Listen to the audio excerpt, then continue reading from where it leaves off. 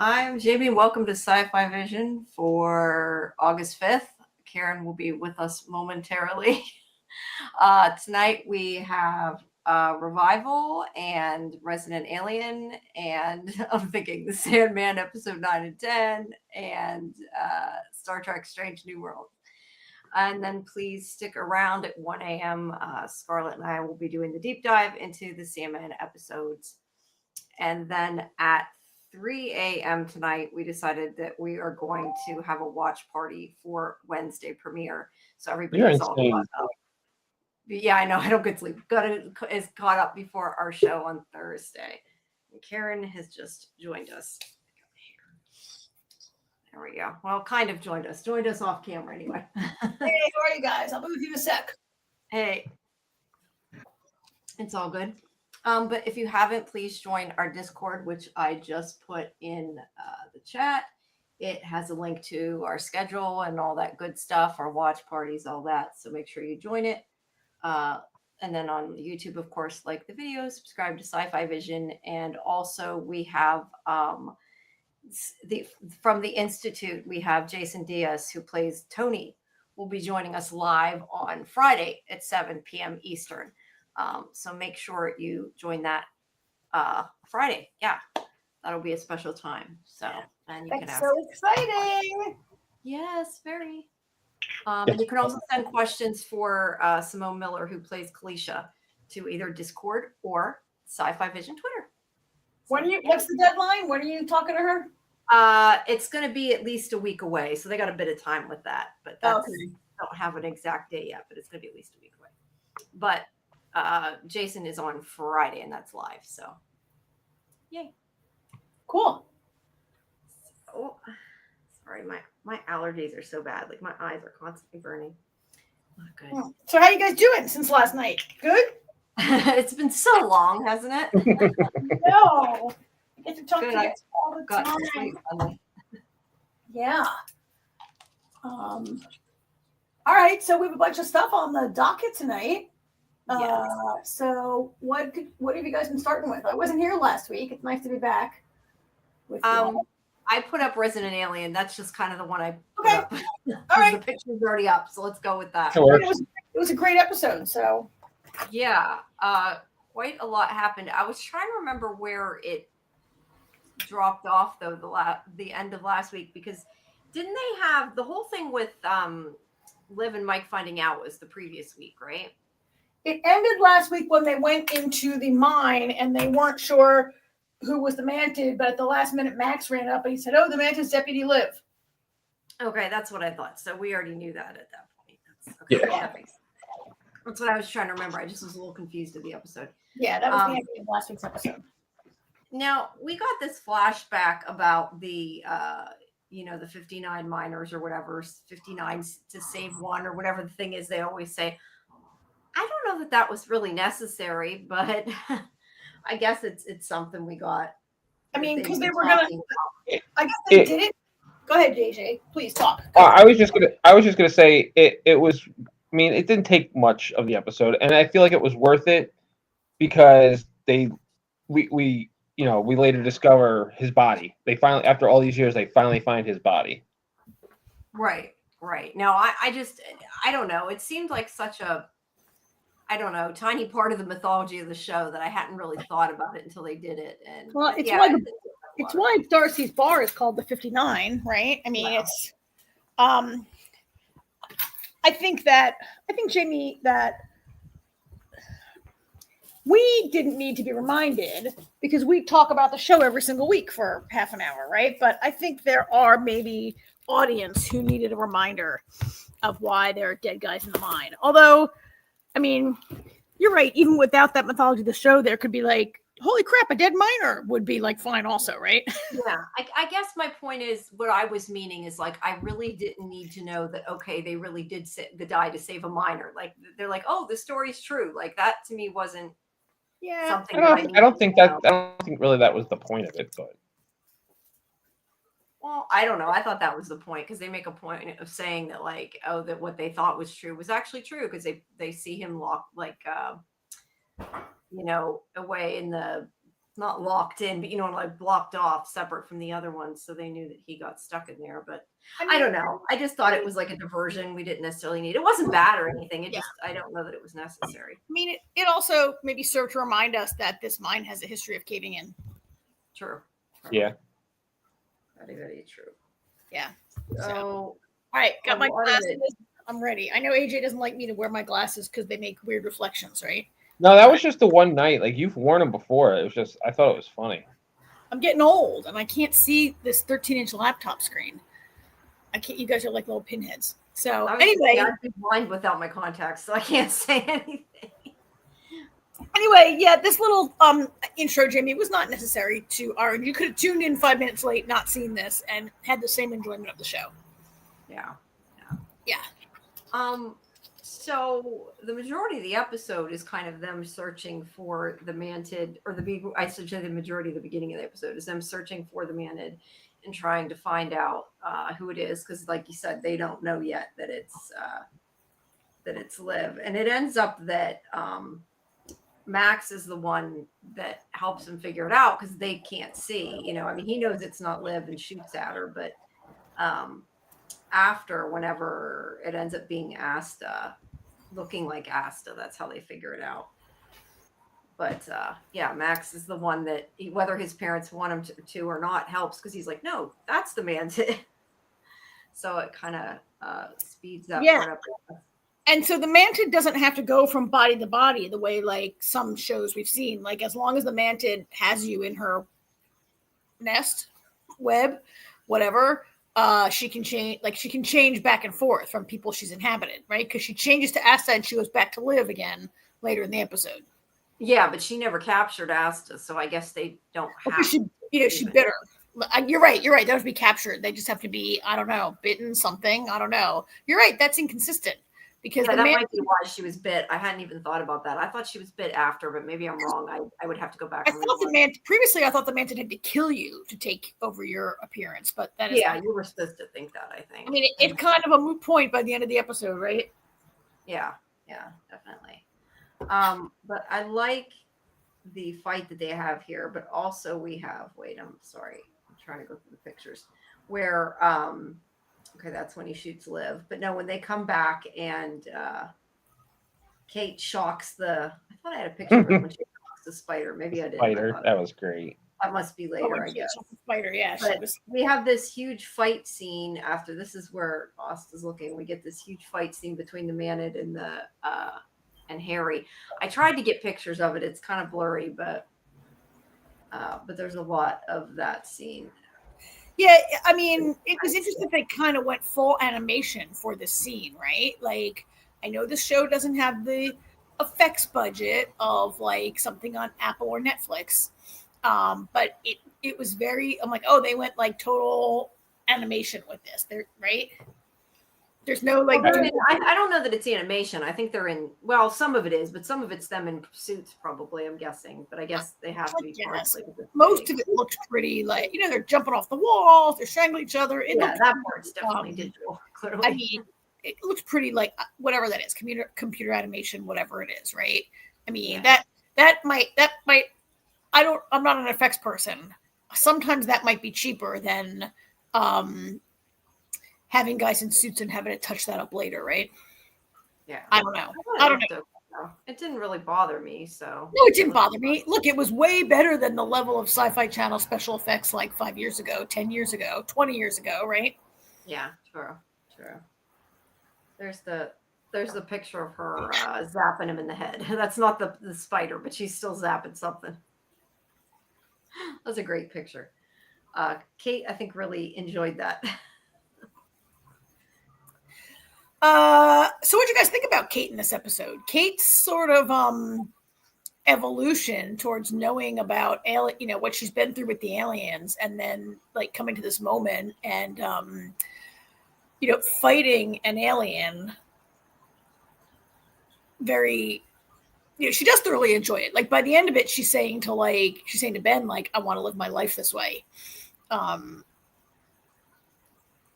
like that she's finally come full circle a little bit because she's not terrified like she was. So I kind of like that. And I like that they realize that they kind of have to let Max help out because they need him. I mean, they couldn't do it without him because they do need him because he can see the man-id. But I like that they're kind of letting them. Maybe not realistic that they're letting their kid help, but I still liked it. I'd like to hear, AJ, what do you think? Because I know who your least favorite character on the show is. You know what? I hardly noticed Ben the whole episode. No, I liked. I love this episode. I mean, there was so much going on. It was so much fun. The animation I thought was great. I thought the whole thing was just fun. I love the battle between the Mantid and Harry in alien form. That was really great. Yeah, I agree. I thought it was great. I thought it looked, it was extended a little bit. I mean, it didn't go on forever, but it wasn't just like quickly over, right? And it was, this is the major antagonist of the season, so it deserved to have a little time on the screen, right? I think the Mantid is a pretty cool look. I kind of like the alien head even better than the Harry head. Like that, the Mantid is a pretty cool looking alien.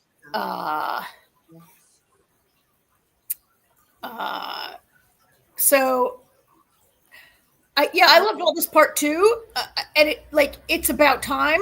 It's interesting that this storyline has dragged a little bit. Like, look, nobody catches on that Harry's an alien for 4 years. We've all sort of talked about that needing to eventually come out. Which by the end of this episode, is there anybody who doesn't know? I mean, pretty much everybody. The main characters now. Every main character knows by the end of this episode, right? Except for Judy. Oh, except for Judy. Judy doesn't. Yeah, and Asta's daughter, I don't think does either, does she, Kayla? Oh, Jay. Yeah, I guess she's not major. Neither is like a major. Kayla, why am I calling her Kayla? Jay. Who's Kayla? I don't know why. Is that her real name? Her name is. I know you don't do that. Somebody's name. Jay. Judy, I wouldn't be surprised if in the final episode, Judy knew all along. Yeah. Never said anything.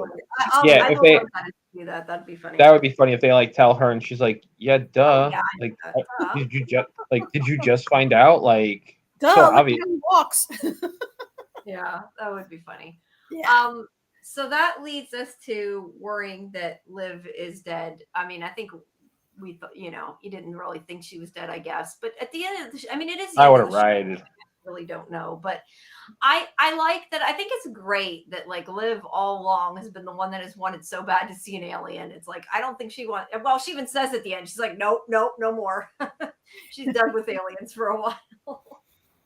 So I like that they did that. She's like, it tried to kill me. Nope, I'm done. Yeah, and Liv for so long was the true believer that nobody would believe, and she's finally vindicated. Although it's so not Liv's way to be like, I told you so. And this is such a crew of clueless people that she's surrounded with that they kind of don't even get it, right? Yeah. Yeah. She's finally, you're right. She's finally vindicated, but now she's over it. So she's had enough. And whoops, we also get, I guess that's later. I have that. She's there with, who's she? Go back, but Liv is there with I don't remember his name. Richard. Isn't his name Richard? Something. Peter's kid. I just didn't remember his name is. Yeah. Okay, yeah. So he's there with her, and there's this big gross egg thing, hive. I don't know what egg sack. It's the egg sack. There's a million eggs in there. Yeah. And it's gonna hatch, and Harry says how long they have. I totally misunderstood how long he said, because I thought he said X amount of weeks, and apparently he said hours, because I'm like, why are they working now? I missed something in the text there. But yeah, it's going he did say weeks, and then they were like, oh, maybe we don't, because it had been happening longer than he thought it had. Okay, then I didn't miss because I was gonna say, I was all, why all of a sudden are they rushing like it's gonna hatch? Yeah, because Jules was the incubator for lack of. Oh, that's right, because he was wrong with who was Jules all that time that they didn't know what the man. They thought remember Harry thought he killed the Mantid. Yeah, and then whenever Lena said, she had a hole in her stomach or whatever, he's like, oh no, it was implanted in her. Yeah, right. but at least then they didn't, hurt Liv. How many of you guys in the chat? I know AJ, you were maybe thinking, Jamie, you probably were not, of the episode of Buffy the Vampire Slayer where the hot school teacher is secretly a praying mantis who is trying to like. Oh, I didn't even think about that. That when she like Xander thinks he's hot for teacher and he thinks she likes she's like a praying mantis demon who wants to bite off his head and have eggs lay eggs together. Yeah, I didn't think about that.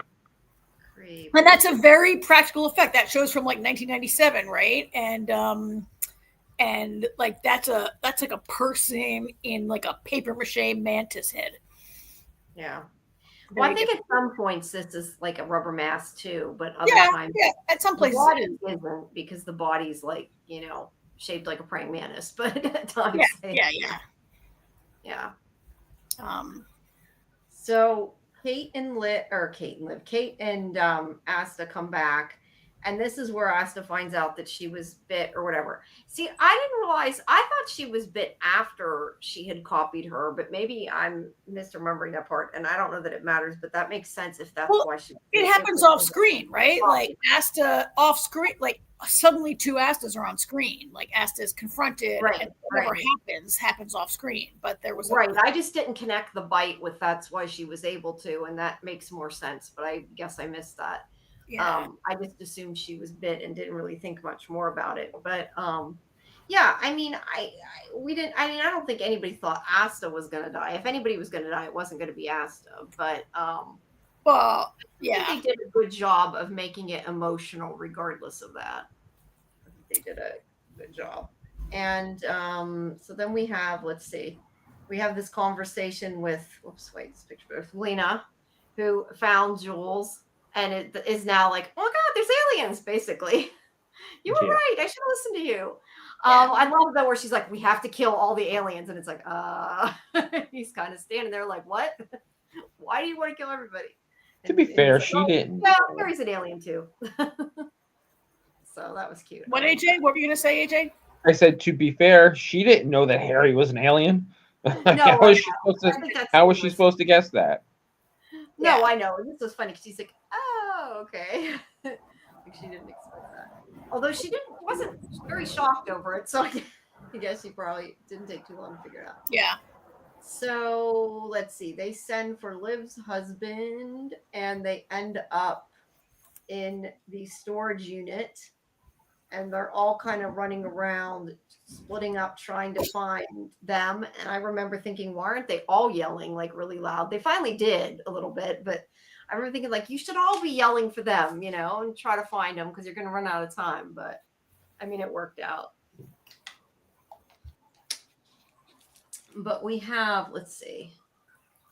While this is going on, obviously, Asta's still sick, but then Harry sees Asta's ghost spirit, whatever you want to call it.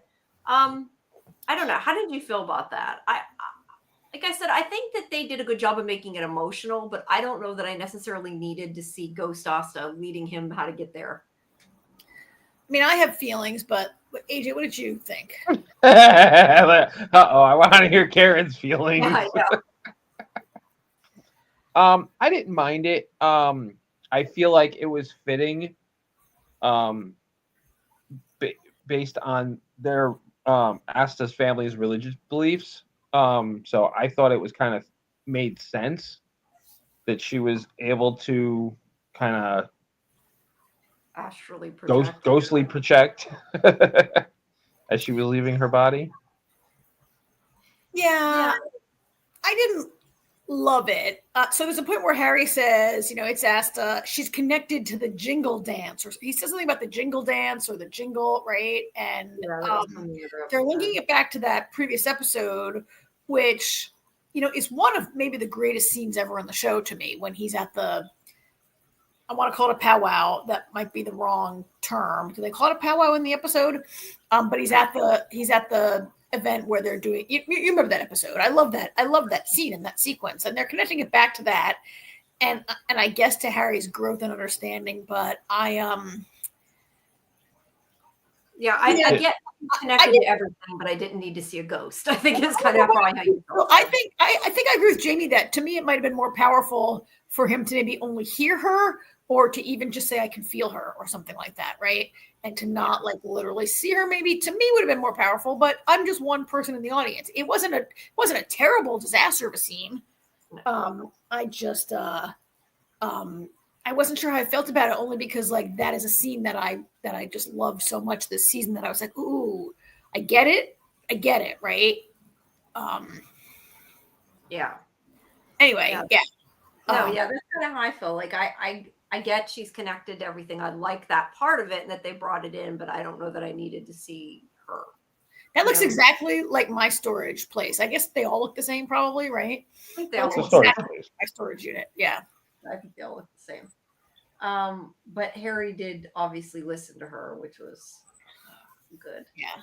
And then we have Darcy's conversation with Asta where she can hear her the whole time.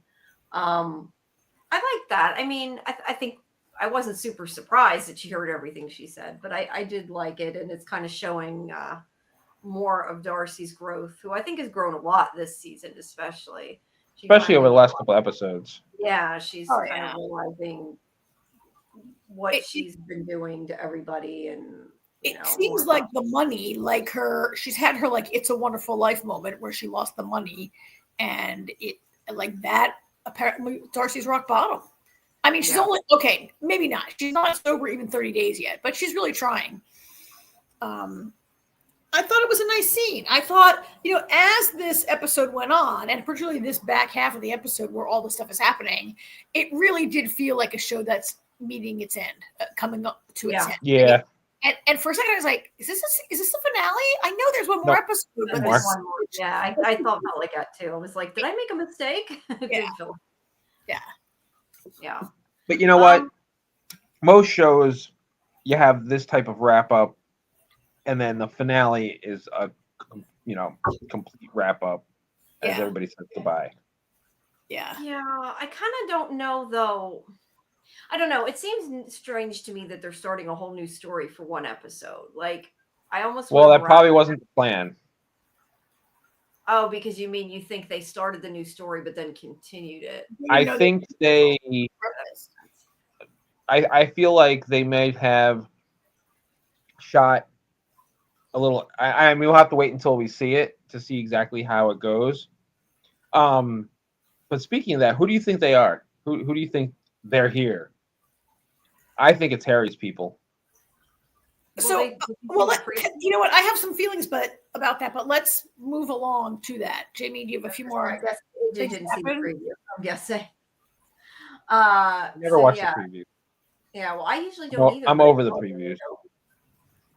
So yeah, they get to them in time. All the little baby mantids are running around, and I love that Peter's the one that comes in, gets them all and blow torches them or whatever, and I forget exactly what he does, but gets all the baby mantids. And it was a blowtorch. Yeah, this is a blowtorch. Oh, I know, they had a behind the scenes thing. I saw it. Yeah, they were showing how the blowtorch wasn't actually like fire, like all the fire was digital. They said they decided to do digital instead of practical for safety. And I was a little surprised because it's a very little bit of fire in just like a flamethrower type situation, right? Yeah, and I was surprised that they didn't. But look, I don't safety, of course, is paramount. And well, I would have never known it if they hadn't told me. So they did it okay. Yeah. I mean, I thought it was there until I said it. But yeah, they get rid of all the little mantid aliens. I like that they got their reunion. I mean, I think we knew that was going to happen if they were wrapping up the show. I'm not surprised, but I like that they got their reunion. Although I'm kind of surprised by I forget exactly what it was, but Peter telling him that they won't that he'll stay and help the government because he agreed to or whatever. That was a little weird, but he said he would help them if they let him go so he could find his son or something like that, right? Or if they find his son, he's like to help them his word or whatever. And then Richard's like, just turn off your switch and they won't be able to follow you. And Richard's like, Peter's like, that's not honest. No, he speaks to him like a child, really, and says like, that's not, the right thing to do. To go back on your word. Yeah. I don't know. I think though them hunting him as a cyber, keeping him as like this robot that they made him into and all the hell he went through though, I'm kind of like, really? you owe them nothing. But no, I get it. But I don't know, it was just a little weird to me. But then we go back to Asta and he gives her part of his blood. Now, I really thought that I don't know what I thought would happen, but I thought like she was going to change or I don't know, have some powers or something because he's giving her. I'm not sure she doesn't. I believe when she opens her eyes and says they're here, it's because when she said to Harry, "I'm so hungry. Oh, I'm so hungry," and he says, "That's the effect." Oh yeah, I felt that way too. And says, the hungriness was, but that was more. No. She's transformed, and then she's gonna have part of your pie. And he says no, and they talk. So when she opens, that's what I was waiting for you to get to. When she opens her eyes and says they're here, I'm like, oh. She knows it because she's part alien now. I think she's maybe hybridized or something like that. Not a hybrid, but has like some powers. She's got a little bit of ESP. Off on she didn't want all the stuff he dumped on it. It was made more into a joke. I kind of forgot about it, to be honest, at that point. And, no, that was great when she's like, "Can I have some of your pie?" And he's like, "No." When she asked for the pie, I was like, "Oh yeah." She's like, "I'm so hungry." She's definitely got something. But then she didn't want all the guck he dumped on it. So then we have this conversation, and this is about how Asta's connected to everything, and he says that she has to choose to come back, that kind of thing. I thought this was a really great piece of writing. It was. And the gentleman who plays Asta's father, I don't know that actor's name off the top of my head. Barry Farmer, I think. What? Barry Farmer, I think. Barry Farmer. I thought he did a great job, and I thought it was really well written, and it really the last thing he says in that monologue, he says, it's up to the person whose life is teetering on the edge to decide whether to stay or go. And it really, I don't know. You guys know that I lost my mom only a couple of years ago. And it made me think of when my mom was in the hospital for a few days and we didn't really know what was going to happen. And it made me think about when you've been, and other people that I've been with in the hospital like that. And I kind of really agree with what he said. And I thought it was one of the better written and more in a show that sometimes has very broad 12-year-old humor. It can also do moments like that. Yeah. I like how they had this conversation. I like how Harry kind of accepted it and also how it made Harry okay with her leaving at the end. I think that this season he grown so much compared to all the other seasons that he still stayed he's at a 12-year-old boy. He finally gets it a bit more, and I like that.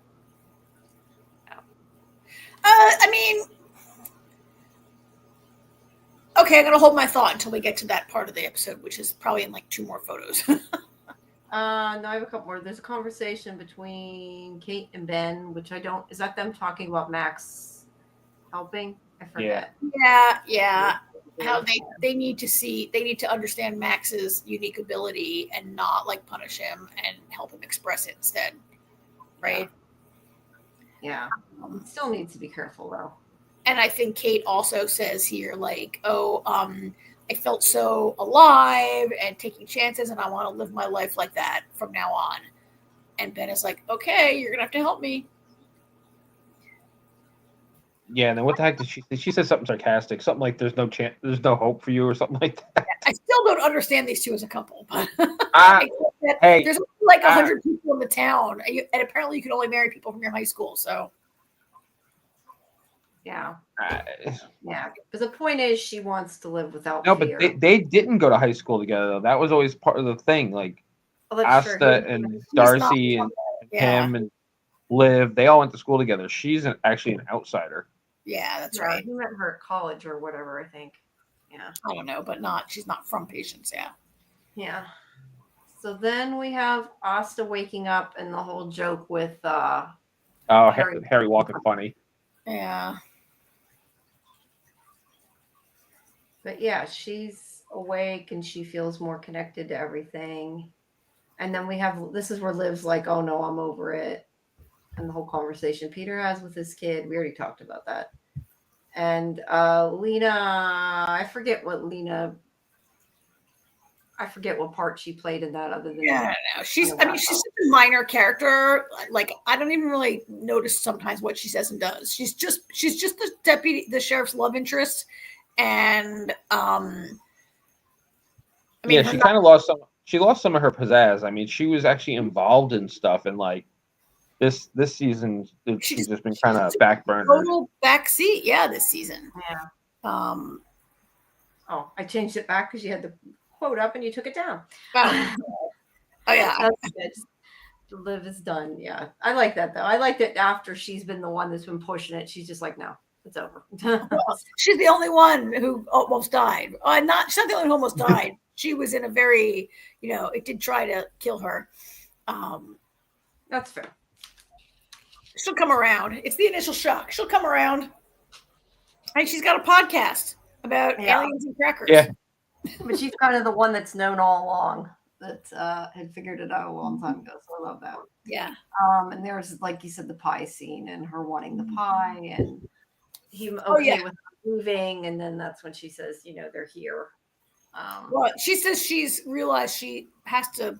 She doesn't actually say I have to leave patients, but that she doesn't say the words I am leaving patients. But that's definitely what she's saying in this conversation. She's like, I have to experience more. I have to okay with it. Well, and so this is what I was like. The part where Asta's father says it's up to the person to decide whether to stay or go, and it's kind of the same thing. You suggested that helps Harry to accept that Asta's leaving, but I don't know. I mean, I think maybe it helps Harry decide that he should leave. And I don't know if Harry would. So I don't know if Harry would accept Asta leaving if he didn't also plan to leave. He's decided he has to go and be with Heather. If he was going to stay, I don't think he would be so understanding about Asta's plan. He says I got to go be with Heather. He's already made that decision before they sat down here. And so I don't even thought about that, but you might be right. Yeah. I kind of felt like Asta's father's monologue helped Harry decide that he had to leave. And he's going to say goodbye to, I think maybe he's letting Asta understanding what Asta wants because he's already made his own decision. Yeah. That makes sense. I hadn't thought about that, but I mean, he's grown so much that he's not a big, giant, selfish baby still, right? Yeah, but he's still leaving, which I think is a big thing, and choosing. Yeah, it is. It is. I just don't. I mean, not that that's not really a selfish choice, but it's not really a selfless choice either. Yeah, I just don't think that he's so totally Asta, go ahead. I think it's partly in the fact that he doesn't tend to be there anyway. Yeah, that's true, but there is some kind of alien threat that is showing up in patients after this. So he's not leaving yet. So Jamie, I didn't see a promo, or I didn't pay attention to the promo for next week. So if there's one big threat in there here, what do you think it is? AJ, you said you think it's Harry's people finally coming to Yeah. Yeah. Well, I saw that immediately after this, so I really didn't get a chance to think about who it was because I saw the answer, so I can't really. No, I don't really know. I guess I was clicking to the next thing I was watching. I saw that after the after show special effects thing, but I didn't really see who it was. But I assume, like AJ, that it's probably Harry's people who have been sort of the existential threat to Earth in the background ever since he arrived, right? Yeah, I think the Greys kind of, for leaving him alone, so.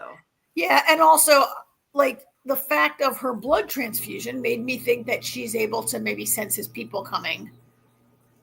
Yeah, that's part of the reason I was thinking that. Yeah, because she's maybe it's temporary, maybe it's not.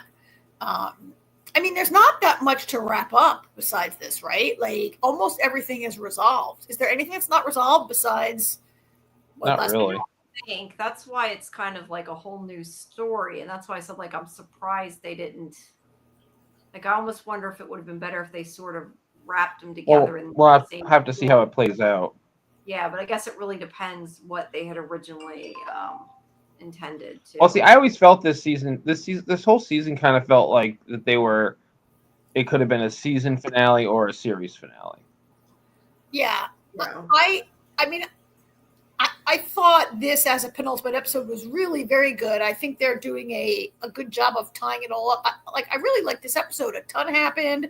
It wrapped almost every storyline, but it didn't feel like, you know, sometimes you watch a season finale and we're like, or series finale, like, well, that sucked. They just wrapped everything up with a pretty bow in 1 hour. It doesn't make any sense. This really like made sense and really worked for me.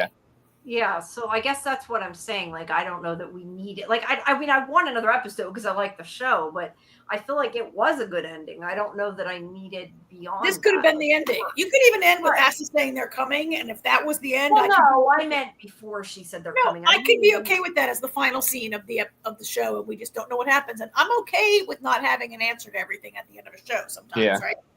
And leaving off. I would have preferred them if they were going to do that, just to cut the last 30 seconds off of the show. I mean, if they were going to wrap it up as a series finale, they could have. I like a series finale that leaves some questions in my head for me to imagine what could come next. And not everybody does. But it looks like there's going to be one last thing. I do think they're done a good job. I don't want another season. I think if everybody knows, then what is the show? If everybody knows that Harry's an alien and they're all in on it, like, you lose like a lot of the joke, a lot of the mystery. Like, they're wrapping it up, and it's going to be done. And there's not. I mean, they do all know in the comic, but I feel like it plays differently on the series, on a TV show. And I agree. I think you need that element, and without it, it's kind of like you're not waiting for that to happen. So I would agree with that. Like, since they did tell everybody, I think that it feels like it's over. But and it's not. I don't know if the comic book's good with them all knowing. Maybe they could keep going. I don't know. I mean, it's only been 4 years. It's not like a thing like Buffy ran 6 seasons, and I'm thinking of Buffy because in terms of how people were let in on it one by one, and eventually by the end of the show, like, pretty much everybody in Buffy's life knows, and like half the town knows, right? And it's hard for the town not to know when there's a giant hellmouth in the middle of it. I mean, they live on the helm. Everybody knows they live on the hellmouth. But for this show, I think with everybody knowing, like, that's sort of like the end of it, right? It takes away a lot of these characters are. It does make me think, though, that they've known for a while then that it was done, because they only recently announced it, but it does feel like they had to have known if they were wrapping the season the way they did. Well, even if you don't know, I mean, I think if I was working on a project and my big boss had to make, like every show knows now that every season could be their last, right? And I think, like, even if you didn't know you're officially canceled, sometimes, you know, at work, like, you're not getting the money. There's this new kid on the block revival, and they got money also. I'm not saying it's one or the other. No, it's just you don't want to write yourself into a corner like they done on Surreal Estate when they fired all the characters in the and then they had another season, not the actors, and then they had to find a way to, like, be like, oh, come back, like, so if they told everybody, then what? They'd have to figure out what to do. So I assume that they were probably fairly certain that it wasn't coming back. But. Well, as AJ said, we'll see how it wraps up next week, but it feels like a good conclusion is coming. Yeah. I think whatever it is, it should. Yeah. I mean, it does make sense now that I think about it, that, like, Harry can't just leave the planet. Harry was sent there to kill everyone, and his people still have the same reasons for wanting to destroy Earth, right? Or destroy humans. And so there has to be some result. You know what's ironic about that? Yeah, what? The Greys don't want them to blow up Earth because they were taking the souls. Yeah. So how did that even work in the first place? But it's not the Greys. It's Harry's people. Like, I don't know. That's my point. Like, if Harry's people, like, how are Harry's people with their whole galactic alignment? Well, they were conclave shit. I mean, I think of that. The Greys, so I don't think it mattered because they didn't. Look, the United Nations is pretty ineffectual in like making countries do or not do things they don't disagree on, right? Like, Putin wants Ukraine, Trump's like, don't take Ukraine, and the UN is like, whatever, they're useless, right? I mean, that's maybe what I think the Galactic Housing Authority is like. Like, but that's what I'm saying. Like, I think that's kind of funny how, you know, I think it's ironic that Harry's people want to blow up the Earth, and the Greys are like, no, that's our resource. But, you know, the Housing Council, they only, you know, they kind of sided with the Greys, so it was just I think funny. Yeah. But yeah, I agree. There has to be a reason why they're going to leave him alone. Like if you're really going to wrap it up, then figure out why they're going to stop. No, we'll find out Why next week. on to another planet. Yeah. No, I agree. We will. So, Yep. All all right. right. Revival or Sandman? Let's do Revival, I Let's guess. do Revival because it's one episode, and then we'll do the 2 episodes of Sandman. How's that? Sounds good. Sounds good. Maybe Jamie, do you do these photos like one long film strip, or do you have separate folders for each? They're separate folders. That's why I'm switching it. I gotta open it up. All this, you guys, is a mystery to me how this appears on the screen. And Jamie sometimes says some technical things, and I'm like, is that French? Because I don't understand it. No, it's I don't know why it keeps doing that. It doesn't want to open the right one. Open my picture. There we go. Yeah, I have to open them, and then it's kind of like a screen share. It's not, but it kind of is. Yeah. And none of them are the same. So I'm always like trying to make it fit when I get. That's perfect. That's just about perfect. Yeah. It's too hard to have like 5 different windows open. Look, 6 months ago, I was loading all the photos and clicking them all. And so I'm happy to have the change in responsibility, at least for a while. Yeah, although I forgot to turn the film strip on, so it's going to change in a market fix All right. because I'm dumb. All right, so let's go first to AJ. How do you like this episode in 20 words or less? That's a lot more words that I plan on using. Right. I was going to say 10, but I can't. I mean, I love the episode. I mean, I really enjoyed the flashback. There was only one part of the episode that kind of pissed me off, but I'll talk about that when we get to it. Oh, that's why I didn't want to do it.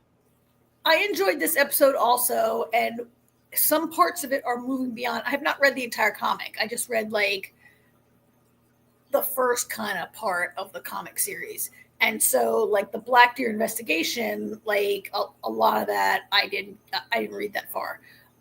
So I like that we're getting to parts that I don't really know. Some of the stuff the way they're doing it, some stuff I still know, right? But I like that it's getting past where I have read and what I know. And I like this episode. There were a bunch of things I really liked about it. An episode that maybe on paper I would have been like, why do we have to watch this? I thought it was great. And the characters, I'm really, even some of these characters that appear for maybe only this episode, I thought were great. Yeah, I see what you're saying about on paper. Like I kind of, if I had known ahead of time, like the whole thing was a flashback, I feel like I would have been like, I don't know that I really wanted to see that, but I enjoyed it. And I like that we finally know what this whole Black Deer thing is about that they've been talking about all season that never made any sense. Like it finally makes sense, yeah. So and like how is a 2-year-old murder related, and why do we have to like keep like fighting, like she and her dad are fighting about it all the time, and what is it? And now we can really see that there's maybe a connection there. I mean, not maybe, there's a connection there. Yeah. So although I think this episode highlights her father being an ass even more, the way he treats her and like thinks she can't make her own decisions and like just you're wrong, do what I say. Yeah, that just made me more mad at him in this episode. So why do you guys think, like, we know the creators have said they purposely made him more disagreeable than he is in the comic book and harder on her. And like, I don't really get why they did. I'm not sure that what's that guy's name that was on with us? The creator of the show was on with us. His name, come on, I can't remember his name. Luke. I said Luke like 3 times. Luke, sorry. Luke. Okay. Luke something. Luke Boyce. Luke Boyce was on. And he said they purposely made Data's father to be harder on her, like frayed their relationship more, made him just his character more extra. And I'm not really sure why they chose to do that and what we are getting out of it. Yeah, I don't think he said somebody why. to hate. Yeah, but maybe. There are people to hate. There are people to hate on the show, right? Like Deputy Brent and the Czech brothers and Those people are all dead. And Blaine. I mean, there are people to hate. He, in a show that we hope is going to be about like the family pulling together to save Emmett to solve this, right? And like, Well, I would say they're not like best friends. It's like she and her dad are best friends in the comic book, but they have taken him up a notch, right?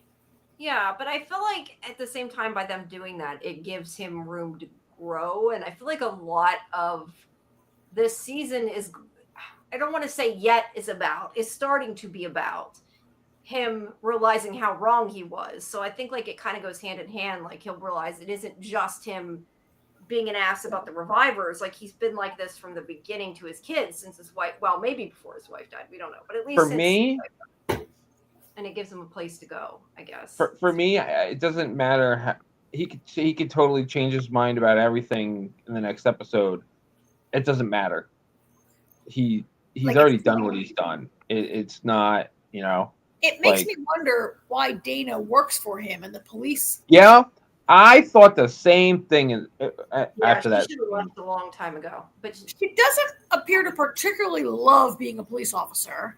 Not that she's maybe not good at it. She doesn't really love it. Her father's a jerk. Her coworkers are all jerks. Like, I mean, she doesn't love it there because she wanted to move over to the other town and be a police officer. She did.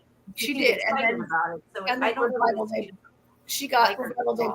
Revival Day blocked her from leaving the town, and so she couldn't accept a new job. Yeah. So I think it's more she doesn't like working. I agree. It's becoming difficult for me to understand why she works there, why she like puts herself in a position to be with her father all day long, every day, and tolerates him. Like, this is a guy that really, and it's really on display in this episode because this Blackdeer thing, which is 2 years ago, 2 years before Revival Day, the stress of, like, you could maybe attribute his behavior in the last few episodes as to the stress of Revival Day and his personal opinion. And wait, let me finish, Jamie. And his personal opinion about how revivers should be treated. He definitely seems to agree that they should be rounded up and kept track of and whatever, right?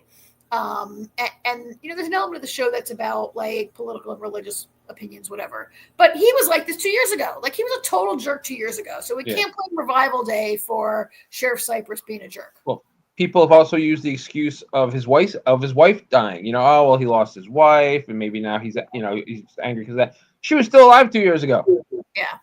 Yeah. And I mean, Em even has a conversation with her mom. She's like, you know, I want to go away to school, but I also don't want Dad showing up in case something goes wrong and like embarrassing me and like dragging me out of there. Yeah. Which maybe you could attribute that to being an overprotective parent on the M side, but he's not like that with Dana. But no. Then we see him with Dana.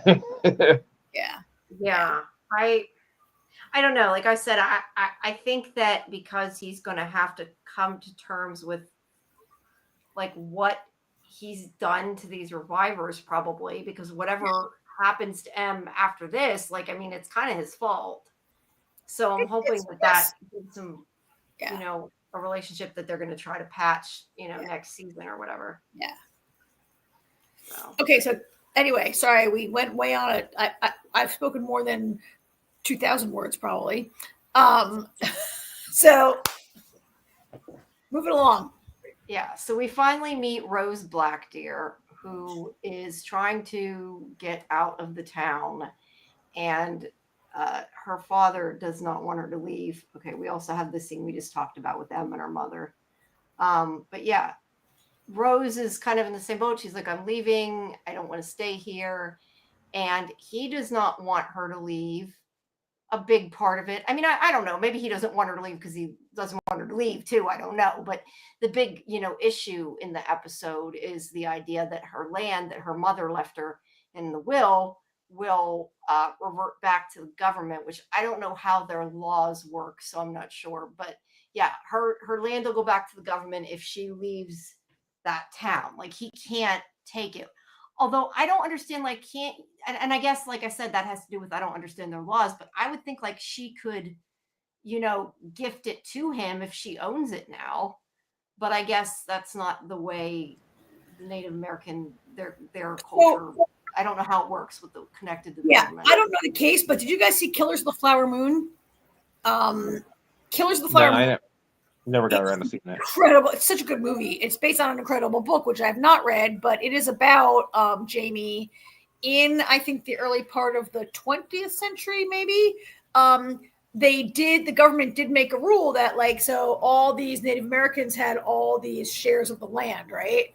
And when oil was discovered in, I think, Oklahoma, they changed the law so that if an Indian woman married a white man, so they made all the Indians, like all the Native Americans, they called them Indians then, they made it like they were not competent to manage the land, and they put all these laws on them and everything. And so they made it like if you married someone who was white, the husband would, and then you died, the husband would get the whole point of the movie is all these white men marrying Native American women on purpose and then poisoning them and murdering them so the land would transfer to them. And so where I'm going with this was there was also other kinds of government laws that were all set up to steal the land away from the Native Americans. And so I don't know about Wausau, Wisconsin, but it is totally like a real thing that the government set up these kind of provisions that if a Native American moves off the property, government gets it, because they were trying to snatch all the land away. Yeah, so technically she really doesn't own it because she can't transfer it to him, I guess. Right? Like you should be able to own it. Renting. That sucks. Like, yeah. So I don't know if they're like, I'm not Native, and maybe somebody in the chat knows more, but those were real laws that have been set up to snatch the land away from the Native sovereign nations. And maybe if she had been a male too, like maybe it would have been different. Yeah. I don't know. Yes. Probably would not have been the same role. But the idea is if she moves away, they lose the land. And because I don't know if he just doesn't want to lose land or if it's more because it was his wife's land. I don't know. But he doesn't want her to leave is kind of that's the main gist of why, or at least the reason that is important in the episode. Like I said, he may not want her to leave too because he loves her and don't want her to leave. But that's not what the episode is about. Because she just wants to leave to get away with her girlfriend, who we find out is May, and who is the reporter, and that they are going to move away to Chicago, I think. Yeah. And that's her plan. So since he doesn't want her to leave, she is going to run away. And she goes to, let's see, too many pictures here. I went ahead and took them all, so they're there from Friday. So she takes her money, and she sneaks out to the bus stop, and she waits. Now, she is supposed to be, like I said, traveling to Chicago. Now, this is where some of it got a little confusing to me, and I feel like I need to watch it a second time. Because clearly, whatever's going on, Aaron is in on it. Somehow, I was confused how Aaron... You see that later. You don't see that. Connected. I was like, what? I need to rewatch it tonight because they sent the other ones. I'm like, I gotta rewatch it. I mean, you see that later. You don't right now in this scene. You don't know that. You don't know who she gets in the car with, right? Right. Well, she didn't exactly get in the car. Yeah. Right. You don't know who she talked. You don't know who offers her a ride in this scene. Right. Yeah. This is where kids don't get, or women, I should say, don't get in cars with people you don't know. She did know him, though. I was going to say she did know him. She did know him. That's a good point. Aren't 80% of people killed by people they know? That's true too. Yeah. Like people who get killed are killed by people they know mostly, right? Yeah. And most women and other kinds of crimes also. Yeah. Is that the same bus stop that earlier in the season where M was sleeping when Dana picked her up? It is. Probably. And that would make sense too. If they were kind of... It also reminds me of the bus stop in Dark. It's Dark, right? Where there's a bus stop where they hang out at. Yeah. Yeah, it looks like the Dark bus stop also. I guess a lot of bus stops look the same, especially at night. Bus stop. Yeah, it's like the storage units. Yeah. They all look the same. So then we have Dana, and this is like a forward. This isn't as far back, right? Because this is after she's already been killed. And she's been missing. She's missing. Rose has been missing. You're right. It's been like a week. 72 hours. Or no, I think he says it's been 78 hours. 72 hours, yeah. And he is pushing the case, trying to push it forward because she's missing. And this is where I would think a lot of people would think, well, he was trying to get us to investigate. If he was the murderer, why would he try to get us to investigate it, right? Like, Throw you that's off what the if I scent. was Dana, I would have been like, dude, why would he do that? You see many killers on television crying like, oh, please find my wife, help me find my wife. Meanwhile, you killed her and shoved her somewhere, right? I didn't necessarily think he'd done that. And this actually made me think about like the huge problem in this country and really in North America about like the disappearance of Indigenous women that is not usually taken seriously or followed up, right? Like, yeah, that's true too. So he again, nothing against Wisconsin, but there are parts of the country where Native American women like go missing and are not found and not really investigated at an alarming rate. And there've been like a whole bunch of TV shows about it. Yeah. So yeah, but Dana's really sincere. Like, you know, Dana is sincerely trying to find Rose. Yeah. Yes. And she doesn't think that she says at one point, like, she doesn't think that he did it because she can tell that he loves his daughter and he is really trying to find her. Not that that's necessarily always the case, and she could be wrong, but we're assuming because of the show, you know, that she was. You know what I thought was really weird? I felt like there was some kind of backstory that we weren't aware of. Because when he comes in the station, he's like, you know, I want to, you know, I need to speak to, I forgot their last name for a second there. Cypress. Yeah. I need to speak to Officer Cypress. And he's like, never mind, I see her. And he starts to walk over to her, and everybody's like, whoa. Like, they're all like blocking it. Like, is he like? Do you do that at a police station? Yeah, like, you don't do that. Well, like, do they think he's violent, or like, is there something we're missing here that like everybody jumped up and was like, whoa? I don't know if that's a I think it might just be more like you can't just walk into a police station and do that. Just really? You know, have you not been watching the same show as me? Okay, Lester just walks into the sheriff Wayne's office all the time. I wonder, also, is it a little bit of treating Dana like she can't take care of herself? Like a lot of this episode is about Dana, like, having good police instincts. Like, she knows he's not the murderer partly because of her instincts, and how her father, like, just runs roughshod over her instincts and has no respect for her as a police officer. I mean, Brent runs over her also, but it turns out Brent's the, you know. Yeah, well, there's a reason Brent's doing it. Right, Brent's a perpetrator, but Brent's in on it. But like, I wonder if part of that was like not treating Dana like with the authority that she has to just say, back off, let's go talk. Yeah, that could be the case. Yeah, so they're like, you can't go in and do that. Or who knows, maybe even Wayne said, don't let him come in or whatever, because he doesn't want him talking to her or whatever. But either way, she believes him, therefore we believe him. And then we have the thing with Brent saying about the argument and the whole land thing, which we already knew about, but he's telling her. Yeah.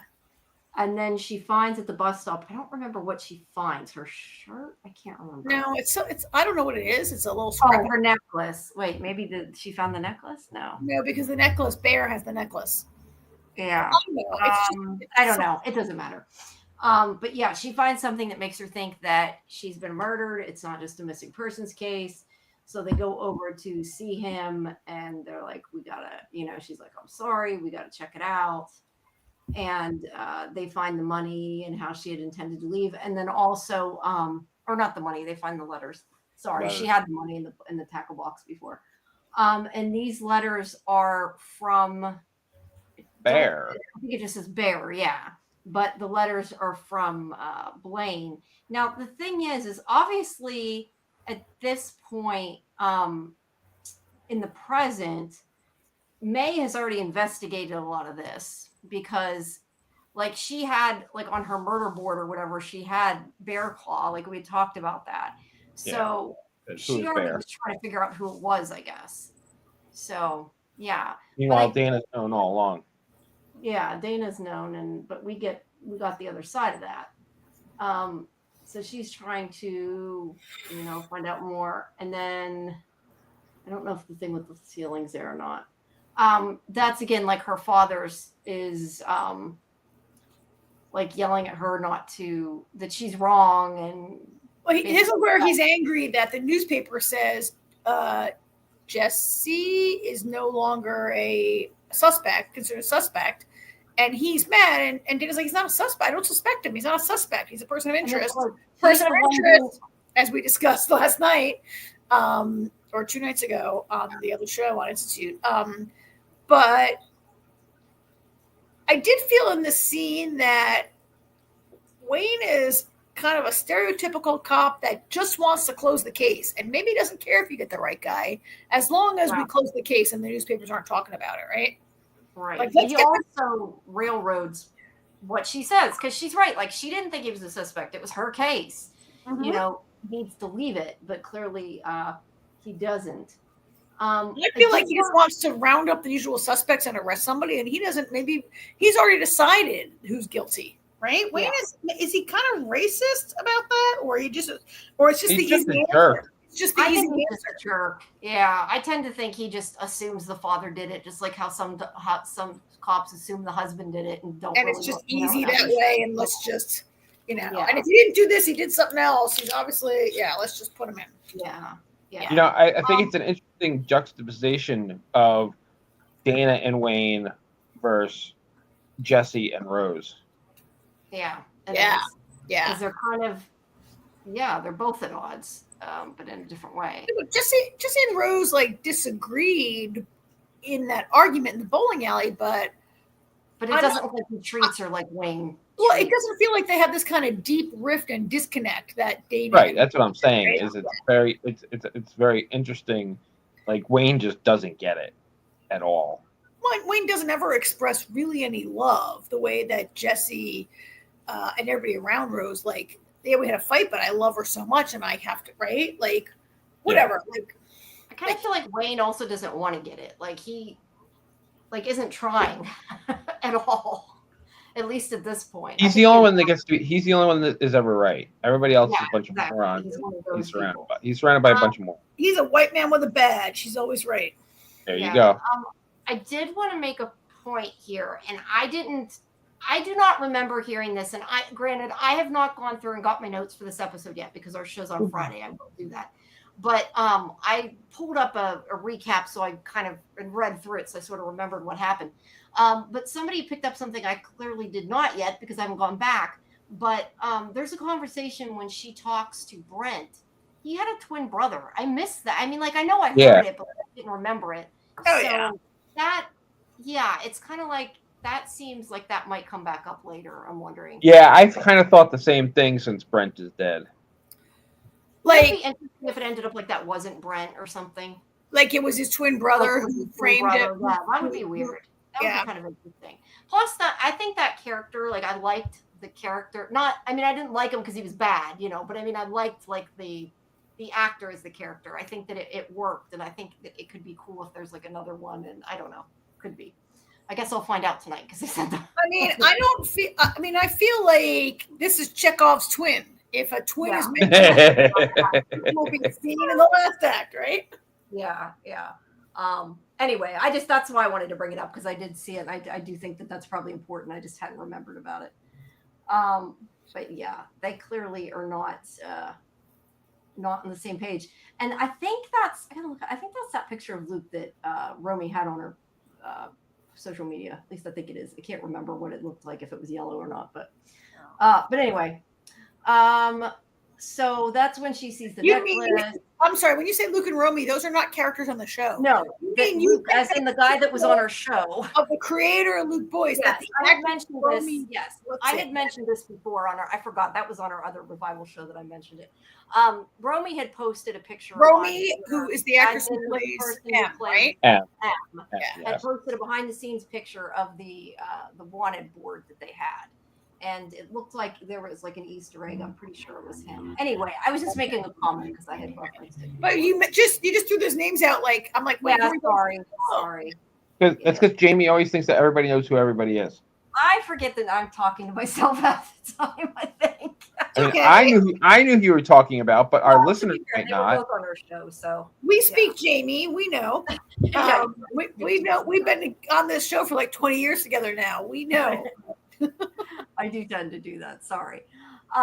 So then she goes and talks to Blaine. And this is where we find out that he was having some kind of relationship. Oh, can you go back and zoom in on that amazing plaid on plaid ensemble there? I love it. I didn't even notice that. He does have 2 plaid shirts on, doesn't he?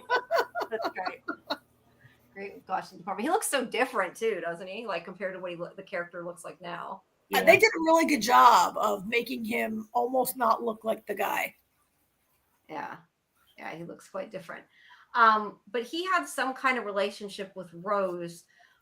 He said that it wasn't sexual, but I mean, I don't know. That's where I think there was a disconnect, and I don't know. I feel like I got to go back and rewatch pieces of this because they had some kind of relationship clearly, but yet she was also with May. So well, he said like, I'm trying to remember. It's a while since I've seen it. I agree with you that it wasn't sexual. He didn't ever say it wasn't sexual. What he said was it wasn't. He implied it. Yeah, he implied it. Like Dana implies that he's like a creepy, like like that. He's special to me.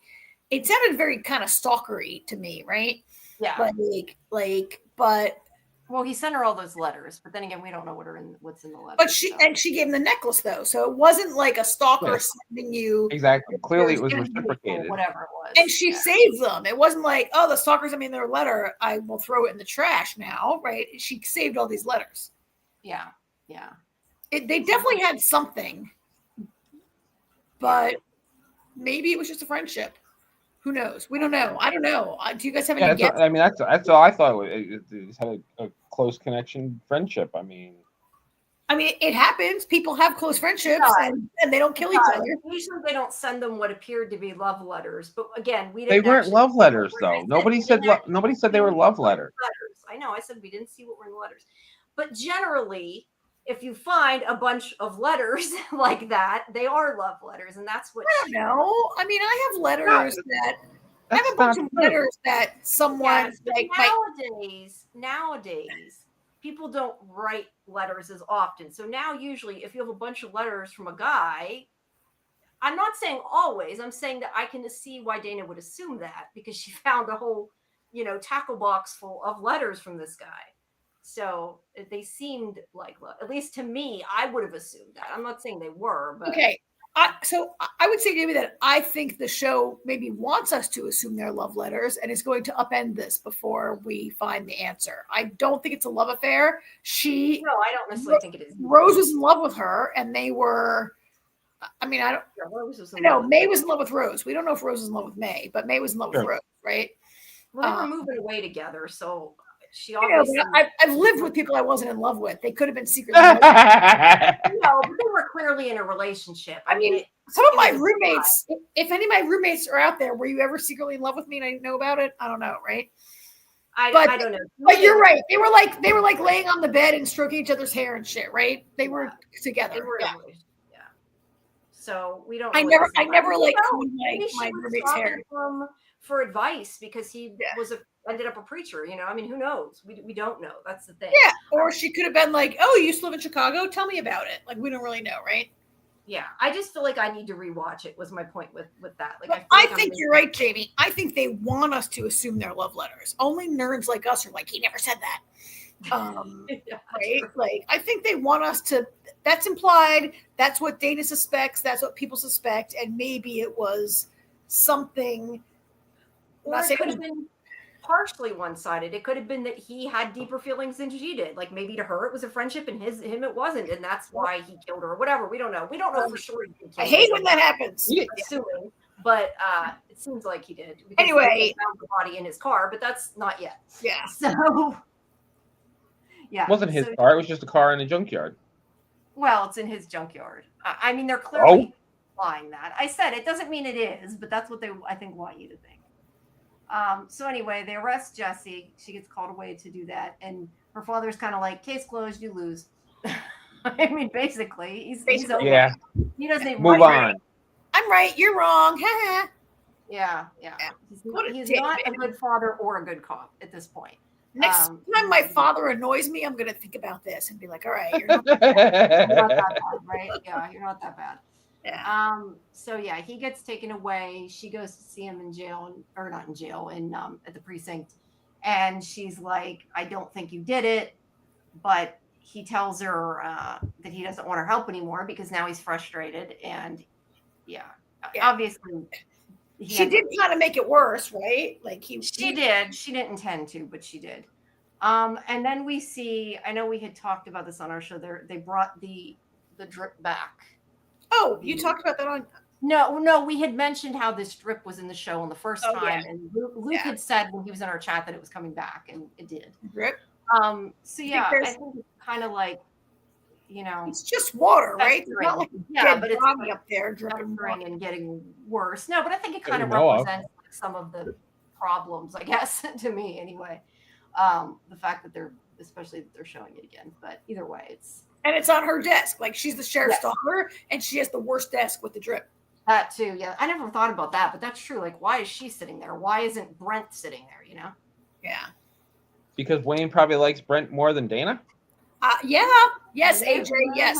The nail on the head there.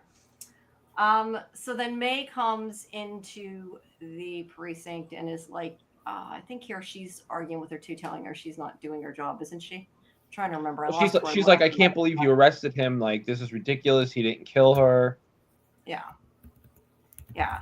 And I mean, even she thinks it, and she was in love with her, and she doesn't believe that. So yeah. But then again, Dana doesn't believe it either. And it's kind of like this poor, I kind of feel bad for Dana because she's screaming at her like she isn't the one that thought that in the first place. So don't yell at Dana, go yell at Wayne, So then we see the flashback that is where she catches Jesse, and he's like, my daughter's already dead. I've already been punished. Let me go. And she does. And that was part of what led to the whole fights we've seen before between her and her father. And then the other part of it, sorry, I am trying to move. The other part of it is with May investigating more about Brent and finding out that he skipped his bowling night. And she thinks that he is the one that killed Rose. And we basically find out that because I think she told him, didn't she? Because that's why he ends up there. But Jesse ended up waiting for Brent on Revival Day, and Brent came and killed him. And that is how she found his body, like when she was talking to, I forget his name, the coroner guy. Randy. I don't know where I got Trevor. Anyway, where she was talking to Randy, this is where she looked in it and she's like, oh, it is him. So she knows that Brent killed him as well, or at least she has a very strong suspicion. And then he comes back to life on Revival Day, and that kind of takes us back to where we left off before the flashbacks of Jesse saying that they found, because there was the whole thing with the shirt as evidence, which is why they thought that he did it, but they found was the necklace at, I forget, like they found M's pill bottle, but what was the other thing they found? Was it the necklace? Necklace. Where the evidence was. Okay. So he found the necklace and the pill bottle in that area, and that's why he thinks that M was killed in the same place. And she is having flashbacks that involve the guy, which we saw last week, the guy in the skull mask, and Aaron was there too. So yeah, it seems that Aaron is involved. Like I said, I'm still a little confused how both Aaron and Brent are involved. Like I guess Aaron was part of the kidnapper, and then I don't know if he called Brent to get rid of the body. I was a little confused about that, and that's why I feel like I need to. Well, he called. So I'm trying to remember. He called somebody. He called the person I think that sent him to get her, because he says, "I've got her. Meet us at the spot." I want to understand why Aaron. I mean, on the surface, Aaron doesn't. Brent to kill him to get him out of the way. Maybe Brent was hired. Brent was hired after the fact. Okay, so that's why I said he might have been hired to kill this guy. Wait, you mean Brent? JJ, you mean Brent was hired to kill Aaron after the fact, or you mean Brent was hired to plant the shirt, to plant Rose's shirt? Yes. He was hired to plant the shirt, but he also killed Jesse. So he might have been. Well, he killed Jesse because he spotted him. Oh, that's true. Okay. Yeah. I mean, Rose had been taken and presumably killed. And then remember, he killed Jesse on Revival Day. Yeah. Yeah. Brent was and Rose went missing 2 years earlier, but Brent was involved Exactly. 2 years ago. He was hired to plant the shirt Right. after they needed to incriminate Jesse. Yeah. I mean, they there killed are a him lot to of clean up questions evidence. around here. Like, so it is implied that, not implied, but like Brent's mother was very sick at the time, right? With Yes. cancer, and he Mhm. had medical bills, right? And so that could be a motive for him to, he maybe was That's accepting to do these things, right? Yeah, absolutely the motive. Aaron's paid- involvement is very Yeah, I don't get. questionable. I don't get Aaron's involvement at all. On the Unless it has surface, something to do Aaron's. with his I mean, wife. other than cheating on his wife, on the surface, Aaron doesn't seem like a bad person. Everything we've seen about him pretty much shows that he doesn't want to be. He doesn't want to be involved in anything that he's doing, but he does it anyway. So somebody's. I feel like somebody's blackmailing him with something.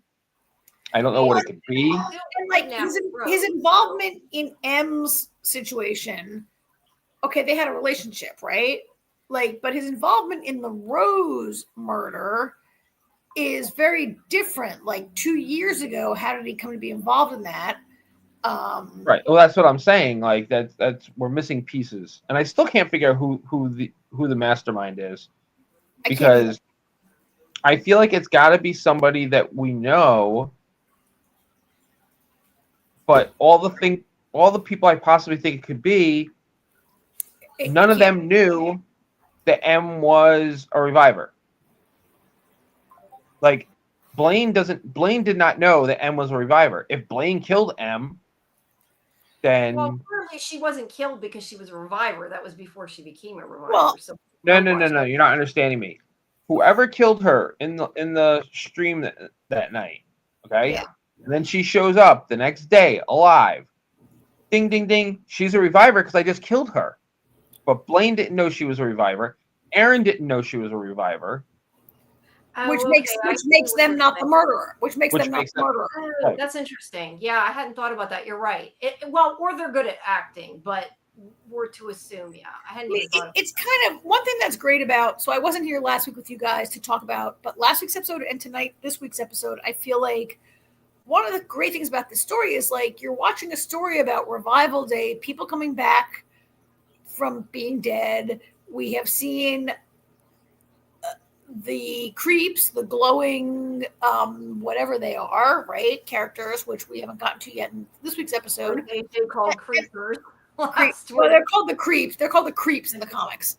But all of that is going on, and like what we have in the last 2 weeks is the core of this, like a past murder, a criminal conspiracy, maybe, and they were all fine and getting away with it until Revival Day, and now their plans are all screwed up, right? And like how Revival Day really affects like this sort of maybe run-of-the-mill kind of crime investigation is kind of a really cool way to do the story, I think. Yeah, it's interesting to have an investigation of a murder where the person's alive. That doesn't happen. And it's digging up. Revival Day is digging up like solutions to stuff that has been buried. Like, okay, so people who were dead and buried for 2 weeks have come back to life, but Revival Day is bringing back someone who was dead and buried 2 years ago, or dead and thrown in the car 2 years ago. Rose, right? Like, it's kind of cool how it's like bringing up like other kinds of secrets as a cool part of the story. Yeah. Was it 2 years ago though? Yes. It's 2 years before Revival Day that she goes missing in the first. Oh, that's right. It does say 2 years before. Yeah. Okay. You had it up on the screen. No, I know. I forgot. It's late. But, yeah. I'll cut Jamie some slack on that one. Yeah.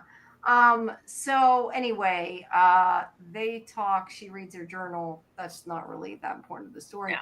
Then we have Jesse who sneaks in to where Blaine is at in order to investigate, and this is where he finds that the as you said, the creep is there, which I guess was his. And I don't know.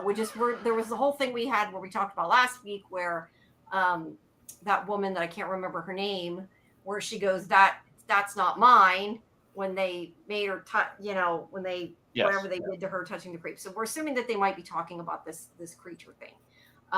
So I'm assuming since he voluntarily went to it, that if that is the case, that it's his. But That's his. anyway, Well, I mean, his like not ownership, but no, like we don't even know what that means yet. So I'm connection just saying. wise, Yeah. maybe. I mean, Yeah. I think at the end of the episode when Blaine says, "Where's my angel?" he has been asserting ownership of something he is keeping trapped in his basement, right? Yes. Yes. Blaine means it in a different way, clearly. Other people mean it in a sense of connection, maybe. Yes, that's fair. Here's our guest star Kiki making an appearance again. Kiki's here. He says, "I've had a hard day. I got a bath today, and I was very upset." Oh, not that. So Here's Jesse. So this is where he has gone into the house. He was gonna cut Blaine's throat. He gets distracted by the glow, and he comes outside, right? yeah, and then he finds the car that I'm trying to remember how we knew about the car. The car was number one on a jump drive. There was a flash. There was a flash drive. They took a message. There was a text message between Blaine and Aaron about a Did we blue know cutlass. for sure that's who it was between, though? Yes. We knew that was Aaron, but did we know it was Blaine on the other end, or Yes. we assumed? Okay, I couldn't remember. And it said something about a blue cutlass. Okay. Yeah. Yes. And whenever Jesse stole the USB, that's how he found it too. So that's why he recognized he recognized the make of the car. He looks in it, and Rose's body is in it. So this is where I said this is implying that Blaine is killed her or is involved in killing her. It doesn't necessarily mean that. I'm just saying it's implying it because it's in his car lot. And also that the creep has lured him out to show him this. The creep has shown him his daughter's body. The creep has brought him this closure, or brought him to the conclusion. He's shown him what he wants to find. Right. And now he feels he can whatever. I'm assuming they're moving on. I'm calling it moving on when they disintegrate and touch the creep or whatever. I mean, that happens later. He brings her body. We see later that he brings the body. Yeah. And then May gets to know too what happened. So they all get closure. Now this is where she's talking. Emma's talking to Rhodey, and she wants to see him. And I remember at this point, I'm like, this has got to be bad. Don't do this. I remember watching that. His name is what's his name, boyfriend? Rhodey. Yeah. And this is where I had a problem with the episode, because I did too. First of all, he says to her, "I escaped." She doesn't know where he escaped from. He doesn't know that he had to escape from somewhere. Yeah. It's not like Wayne was like, "Hey, I put your boyfriend in." Yeah, that was like a mistake then. She's been looking for him. She's like, "I've been calling. Where have you been?" And he's like, "I escaped." She never says, "Escape from where? What are you talking about?" Right? Yeah. And she even knows something's up. It's like she feels something's wrong. So I was thinking when he asked to meet, that she was like telling him someplace to go, and then she was gonna like, stay back and kind of like spy on the area and see what was going on. But no, she just walked right into the trap. No, she wasn't doing this level of. And it was so obvious that he was setting her up, right? Yeah, like, he was totally setting her up. And that's what I'm saying. That's what I'm saying. Like she even seemed like she could tell something was wrong. What's wrong? Are you okay? Yeah. And she walks right into it. Yeah. And he says, "I'm so sorry. I'm so sorry." So like he didn't escape. He's been captured and he's been like compromised to facilitate her capture, right? And it's kind of shitty. It's kind of a shitty thing to do, right? And yet maybe they were torturing him, and who knows, right? Like, he's probably been tortured. Well, yeah, I mean, we saw the shit they were doing to the other guys. He barely knows this girl. Not that makes it okay. I'm just saying, like he wasn't. They're in love. I believe they're in love. Yeah, no, they are. And because they are only like 18 or 19 years old, I believe they can fall in love in like 5 days. True. Because young people sometimes have their feelings right just up here, right? I believe that they're in love. Or is it puppy love? Is it infatuation? I believe they have intense feelings for each other. Yes. And he has been bribed, or I guess is the way you'd say it, by that. Bribed is the wrong word. No, I know it's not the right word, but by that colonel or whatever she was, not bribed, but like been. We won't torture you anymore, and we'll let you go if you do it. That's not really bribed, but he has been coerced, manipulated, compromised, whatever they've done to him. I think they probably tortured him and maybe look, you can chop off his hand and it'll grow back, right? Like, I think they give them those. He says they have a drug that really, he says to M, he says there's a drug that really messes us up. It's the snake venom that they give them, right? It's very painful. Yeah. He's been somehow co-opted into betraying her. It's really bad, but I agree, AJ, that M's actions were kind of dumb. Like, they didn't. Maybe he was hoping she'd pick up on what he said. Maybe he figured she'd say, "Where do you come from?" and figure it out. Maybe we see her on the screen be like, if I saw a look on her face that I thought she was going to try to rescue him right back, like, maybe I would have believed it better, right? Yeah. And then they dart her. So, a side note: if you're a reviver and everything grows back, so I can chop off your thumb and it'll grow back the next day, or your hair will grow back or whatever. I wonder how your hair grows back anyway, Karen. Generally. What? No, stuff grows. Generally, you chop somebody's hair off, it does grow back. Well, but I mean, everything grows back. You're right. You'd be a reviver for your hair to grow back. That's just what you said. I know what you mean. But they heal, and so I wonder how effective anesthetic dart is going to be on her. But I assume we're going to see her caged and super angry. And yeah, I mean, I said last week they showed that jail cell. It was clear that she was going to. Yeah, that was for her. Well, look at her look at her face in that scene. Like, she's not happy, that's for sure. We know that revivers are powerful and strong because we've seen that. But I feel like M is extra and maybe being dunked. Oh, you know what? Water. Yeah, you weren't here last. You weren't here last week. I said that last week. I think because she was killed in that stream, that's what has made her special. Okay, Luke is with us. Yay. Oh, hey, Luke. Hi. Hey, Luke. Luke said one of those things that's off screen, but Dana knew that Rhodey was put into Riverside and probably told M, so she knew. Okay, that helps. Okay, so when he calls and we're like, what do you mean you escaped? Yeah. But that doesn't excuse. Yeah. But yeah, Luke, that does not excuse her not catching on that something was wrong there. Well, she's, like he said, she's 20. She's in love. She's allowed to be a little. When you're 20 and you're in love, you think you're going to be together for the rest of your life. That's fine, but figure out that something's not right first. Well, I think we knew she was going to end up in, like I said, she's going to end up in that jail cell. You know she is. Yeah. I love that. Jamie, is that photo from the press dump on the website? No, these are all screen captures. That picture is great. I mean, the M's face in that is like what I want to see in the next episode. Yeah, that's great. Characters do stupid things. Yeah, we're used to that. You know what? Humans do stupid things. Yeah, that's true. But she's going to get pulled away there. I will just say I'm very excited to find out what happens. It was a really kind of I mean, it ended on such a high adrenaline note, right? Like this, there was so much in this episode, and like I think the whole Blackbeard thing got a lot of our feelings going, right? And then like we have this betrayal and this thing with them. Yeah. At the end. And I think she's gonna get revenge probably in the best way. Like that's what I'm looking for. Am I the only person who's kind of excited for her to get captured and locked up so she can go?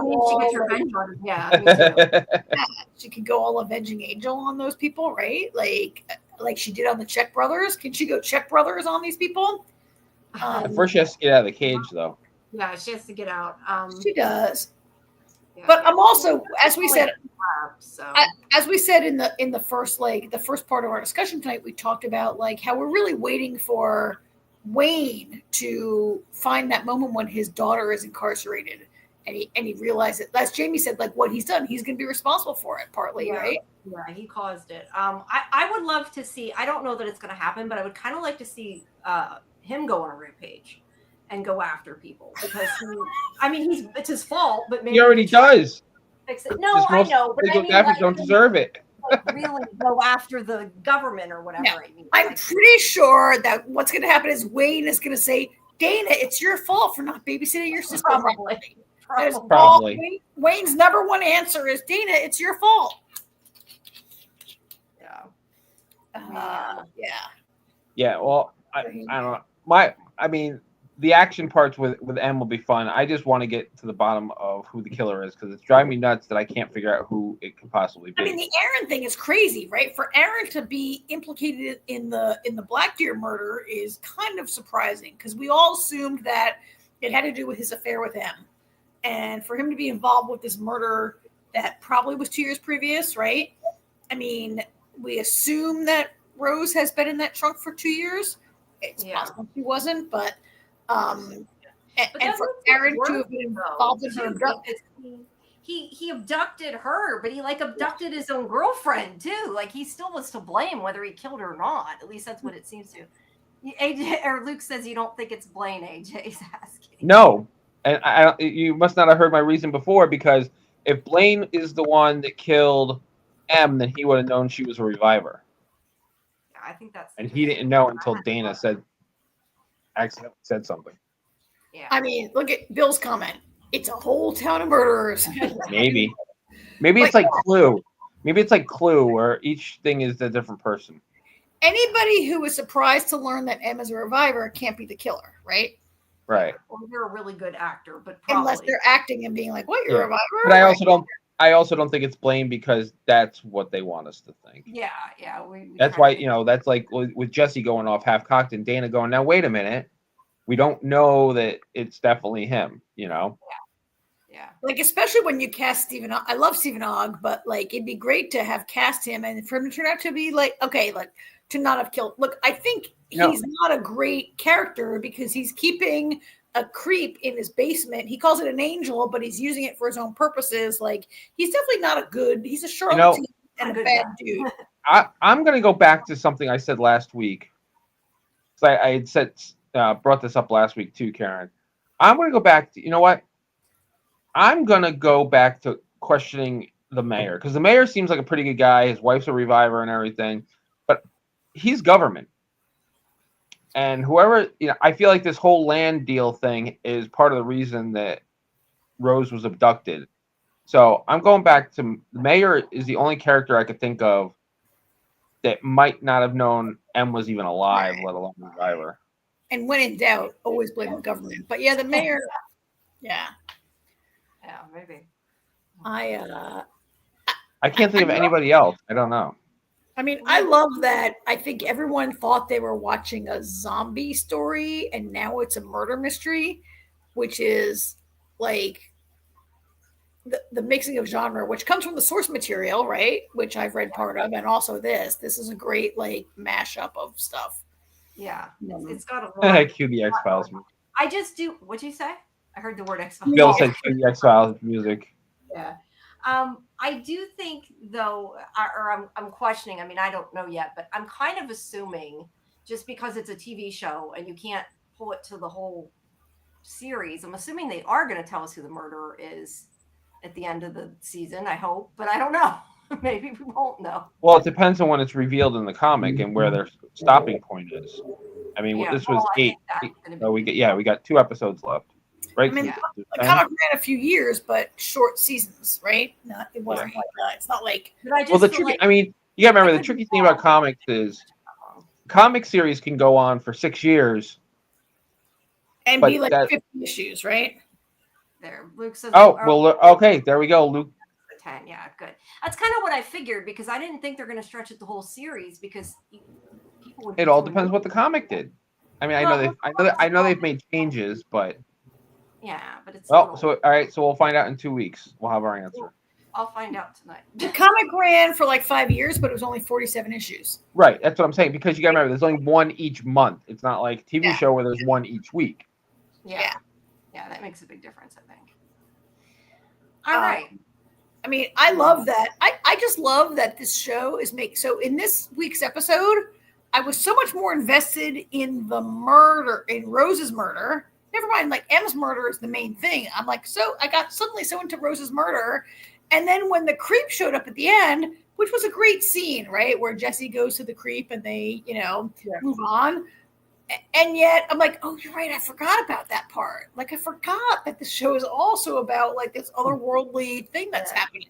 Like, it made me really invested in the murder, which I think is a great episode that lets you change your attention that way. Yeah, it's a flashback, and we were still totally, involved throughout it. And, Well, yeah, I mean, because it's a flashback that has a lot to do with what's happening now. Right, but I mean, a lot of times in a show, if they have a whole episode that's a flashback, you're like, really? But no, this was good.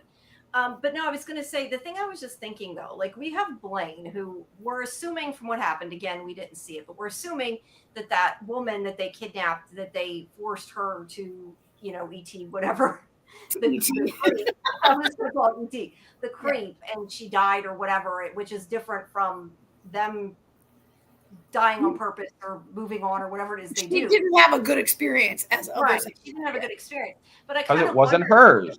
Really interesting, I think, if in the end of the show that happens to Blaine, like he's forced to like live what he's been like making these poor revivers, like screwing with them, like right, like at the end he'll run into a creep that's somebody's and it'll like kill. We've seen two people, Jordan and Jesse, who felt like that the creep was calling them, meeting them, and they went willingly.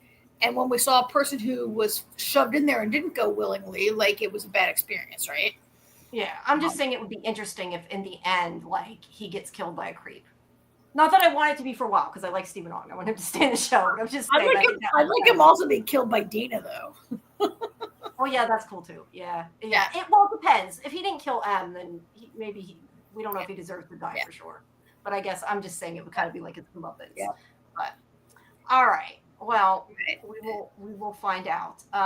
And Lori and I will be obviously deep diving this on Friday, and we have 2 episodes because we did unfortunately miss last week since my family was over. So we're going to have a long discussion on Friday about this again, about the episode before this. All right, on to Sandman. We're going to jump on a revival, and whoever hasn't seen Sandman yet, you better drop out because we're going to cover the last 2 episodes of the drop. Yeah, thank you for stopping by. We appreciate it. Yeah, thank you, Luke. Great to see you.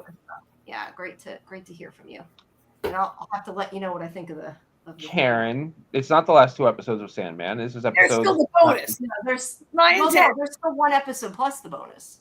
Yeah. There's 11 and the bonus. We're doing 9 and 10 tonight, right? We're doing 9 and 10 tonight. There's 11 the bonus. Okay, and so I'm not 11 yet, so I'm where you guys are. So I'm gonna rely on you guys. So I look. So I missed you guys last week. I watched 7, 8, 9, 10 together, which was the drop, I think. Right? They dropped 4 together. They're all 6 out. I watched 9 and 10. I'm sorry. 7, 8, 9, 10. And so that's revival. That's not it. I loved these 2 episodes, 9 and 10. I really enjoyed these 2 episodes. I like the story. Do I have a few things I didn't like? Of course. Do I have part of the story I didn't love? Of course. But I really feel like, so the story had to end the way it ended because it's the way Gaiman wrote it. But I feel like Dream's story, it's the only way Gaiman could write it. Like, he couldn't have written it any different. I really liked where we went with Dream. The casting, the characters, the acting. I just love these 2 episodes. I thought they were really good. And I thought they were really sad, though. They were really sad. Oh, I kind of figured he was going to die, but I was hoping he wouldn't. And the ways that I have occasionally complained, more than once I've complained this season about the pacing of the show. Some stuff moving too fast, some stuff moving too slow. And AJ's always like, Karen, you've read it. You know Dream's story. And I just feel like they kind of really nailed these last 2. Well, yeah. For the thing for me is the definite change in the TV show with what they did with Dream. The comic, he never really got it in the comic. No. He totally gets it now in this. I mean, he cried. We saw him smile. We saw him smile. In the Artie show. was like, Artie goes, holy shit, did Dream just smile? Yeah, he never smiles. He never cries. He doesn't really. I mean, does he get it? He doesn't get it the way he does in the show. But it was cathartic, right? It ended like it. I mean, AJ, how did you are a deeper student of I've read the comic, you read the comic, you've maybe read it more deeply or more than once, or you remember it more. How did you feel about these 2 episodes? Oh, I liked them a lot. Like I just said, I like the little changes they made. I like that they kind of expanded on a bunch of stuff too that was more one note in the comic, especially the stuff with Loki and Puck. Oh, you know, yeah.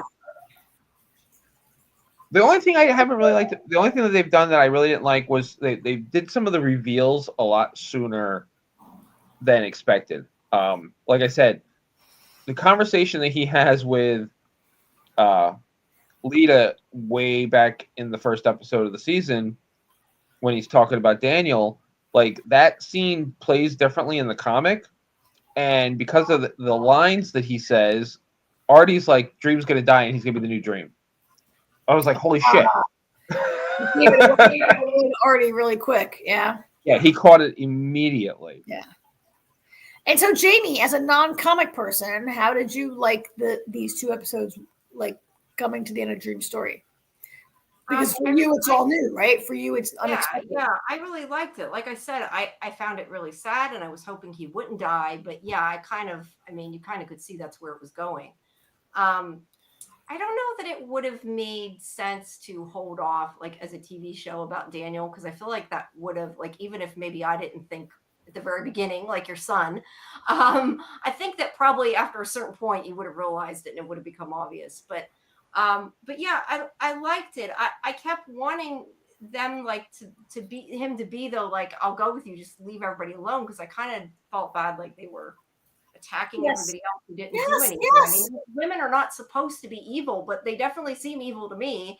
And I don't like what they did. I mean, story-wise, yes, but I mean, like, as for characters, I don't want them to be hurt. I don't like what they did to Lida because it was mean. Like, they used her grief to turn her into a killer, and it's like, I know in a way well, to her it may not be real because she thinks she was sleeping, but was sleeping. Yeah.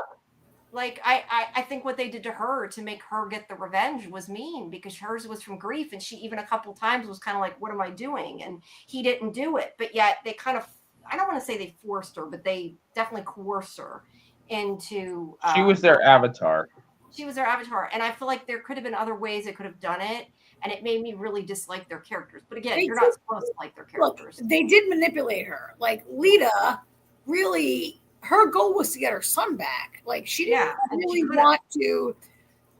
I mean, would she kill Dream to get her son back? Yes, but she didn't really want to destroy the dreaming or even know what that meant. She just wanted her son back, and it was kind of sad at the end when after the Furies have manipulated her.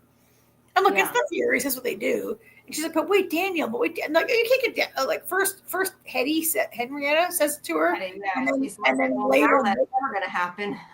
And later the Furies say, like, you can't get your son back. That's not what this was about. It's not about that. This is about revenge, which is the role of the Furies. But and that's what wasn't fair to her. You know, the whole Lita story since season 1 has taken they've changed that. Out of all the changes they made, they've changed her the most. I haven't liked it, really. And I haven't. And I feel like they actually did the fans a disservice in this direction they went with Lita, especially on the tail end here, because it is so much more powerful and gripping what they did in the comic. In the comics, she loses her fucking mind. Like, you see the decline of her sanity in the comic. I mean, by the time she gets to the Kindly Ones, she's already, like, snapped. And it makes much more sense as to why she's doing what she's doing. Yeah, because in this, she's just like hanging around with her friend. They're all rich, doing whatever. And then one day her son's kidnapped and she goes insane. But we saw that she made that deal with Dream last season, right? Where the baby is not even really supposed to, the baby's a dream baby, whatever. And Dream's like, you can have him, but I'll come for him, whatever. Like, she made that deal. I get that. How many mythology stories are about, like, you make a deal with the gods and you want to go back on it? But she made that deal. She knew it. But they just suddenly drop it. They just drop it in this episode, right? That, like, Loki is a catalyst. Did she so much though make a deal as he said that I'll let you keep him, but this is what I'm doing? I don't know that she made an agreement with him. He just said I'm taking him sometime, right? Or am I misremembering? Well, but the baby was never like the baby was was never conceived in the dream. Kind of. Her Yeah. husband. The baby should never have been born. The baby was No. not. In that sense, he was almost like not a real baby, right? Right. But I mean, he didn't say, I'll let you keep him if you let me take him later. He just said, I'm coming back to get him later. It wasn't like really a deal. the I way mean, I you guess said it's that. implied when you're like, I'm coming for that baby at some point because the baby's not, the baby's he was conceived in the dream and he's part of the dreaming. It's almost like I wasn't said, but it's like you can foster him, you can have custody, but whatever. But granted, so like Loki, they give a lot to Loki and Puck for this like scheme they have. But I also agree that Lita, Hippolyta / Lita, like her descent into the Furies orbit is pretty fast and pretty different, right? Like one day her son is like, I'm gonna kill Dream, and I'm like, you're gonna kill Dream, what? Right? But that's what I'm saying. Like some of the changes they made to flesh out some of the characters and give the audience more, they did the exact opposite with her. Like, I would have loved to have seen her decline on screen. Yeah. The way that I envisioned, the way I saw it in the comic. I mean, it wasn't in the comics. It wasn't just like a couple panels here and there. It was over a couple issues watching her fall into madness. And it doesn't really work greatly. To me, it didn't work greatly on the screen. Jamie, you didn't read comics, so I'm going to ask you this, but like she falls under the spell of Hetty, right? And then she's like, oh, I'm part of the Furies. Let me just go kill everybody in the dreaming. Let me just go all crazy and do whatever. And like, wait, what? What? Yeah, she clearly didn't understand really what was going on. And that's what, that's the part like I said, I didn't love that. And I feel like they definitely used her. I mean, you were supposed to not like those characters, but and they're the Furies. They do what they do. They have their job to do, but kill her, and she wasn't bad. Like they used her. They were like, because they were like all along and earlier episodes, they're like, okay, so we won't do like Dream spilled family blood, but they won't do anything unless somebody comes after you. But if nobody comes after you, we're going to make somebody come after you. Is basically the way it goes. Right? Out of their way to coerce Lita to come after him, like they wanted their they took action to be sure that it came to them, and like, wait, that's not your job. You're not the judge. The judge can't also be the police investigator and the DA, right? Which is what they did basically. Yeah. Let's see. I did like the one thing I did like was I guess that's not the two of them. I thought that was the two of them together. Oh, what did you think about that? What did you think about them together? I thought it was cute, and not that they had to be like clearly like he likes her and they didn't need to do that, but I think it was funny. Like I liked it, and it seems like that's where they're going with this. That maybe that's her love interest. I don't know, but I like this kind of buddy cop thing between her and him because it just kind of works. And I know you said in the comic it was what Matthew, yeah. Matthew and who? Which one of them? I forget who you said was Corinthian. Okay. But I like this. Speaking of Matthew, I really hoped that at the very end when he had Matthew go back to dreaming, I thought maybe he'd turn him human, but I guess that didn't happen. So I just wanted to put out there. I mean, I know he didn't make him a ring. I really disagreed. I thought the Corinthian was really a creeper, and he was coming on too strong, and he was too aggressive. And I don't know. I found it funny. I thought it was creepy. Like almost from the minute he meets her. Okay, she's hot. She looks. And she gets it all the time and pushing him away. She didn't let him do anything. I don't know. I thought he was way too creepy. And also she knows him as a serial killer. And I just thought I thought he came on too strong. He was a little too creepy. I mean, the comic, whatever, it's different, but I thought he came on. I mean, I knew it was going to happen from like, as soon as like he appears with her together and he's like, all like, oh, hey baby, let's get together. It goes back to that moment where Joanna says to when Dream gives Joanna the diary, she says, wait a minute, you gave my ancestor her true love and you give me a diary. And I'm like, oh yeah, he's giving you your true love. For sure, she's going to get her true love. Over, right? I just didn't really see that. I mean, he was a little smarmy coming on guy, and she was like, ooh. I just didn't see them, except for their clear physical chemistry. Look, these two actors have chemistry for sure, right? But except for that, I didn't see like why he would be her true love. I see why she might date him and hang out. Yeah, that I agree with. I guess that's what I'm saying. Like, I think the interactions were good and funny. I don't know that I believe it's her true love either, but I enjoy working together. And I enjoyed. These actors have chemistry. Him flirting with her and her not flirting back, like telling him off. Like, I like their, banter. Yes. And her not flirting back. Her not flirting back is still flirting in a way, right? Yeah. I guess that's true. Yeah, aside from all that stuff, though, I loved all the other banter and everything. You know, I like them trying to find Loki and everything. I thought that thought it was a lot of fun. I love the conversation with the two of them and Puck. I thought that was great. Yeah. Oh, when they meet Puck at the bar? Yeah. At the bar. Yeah, how do you I got it. How do you like Loki and Puck in this back half? Like I said before, I kind of appreciated the expanded relationship with them. Yeah. They because in the comic it was much more narrow and quicker, and they didn't really didn't give them a whole lot. I mean, they made some changes with that too. I mean, in the comic, Puck is totally on board with throwing Daniel into the fire. Like, they actually do it together in the comic.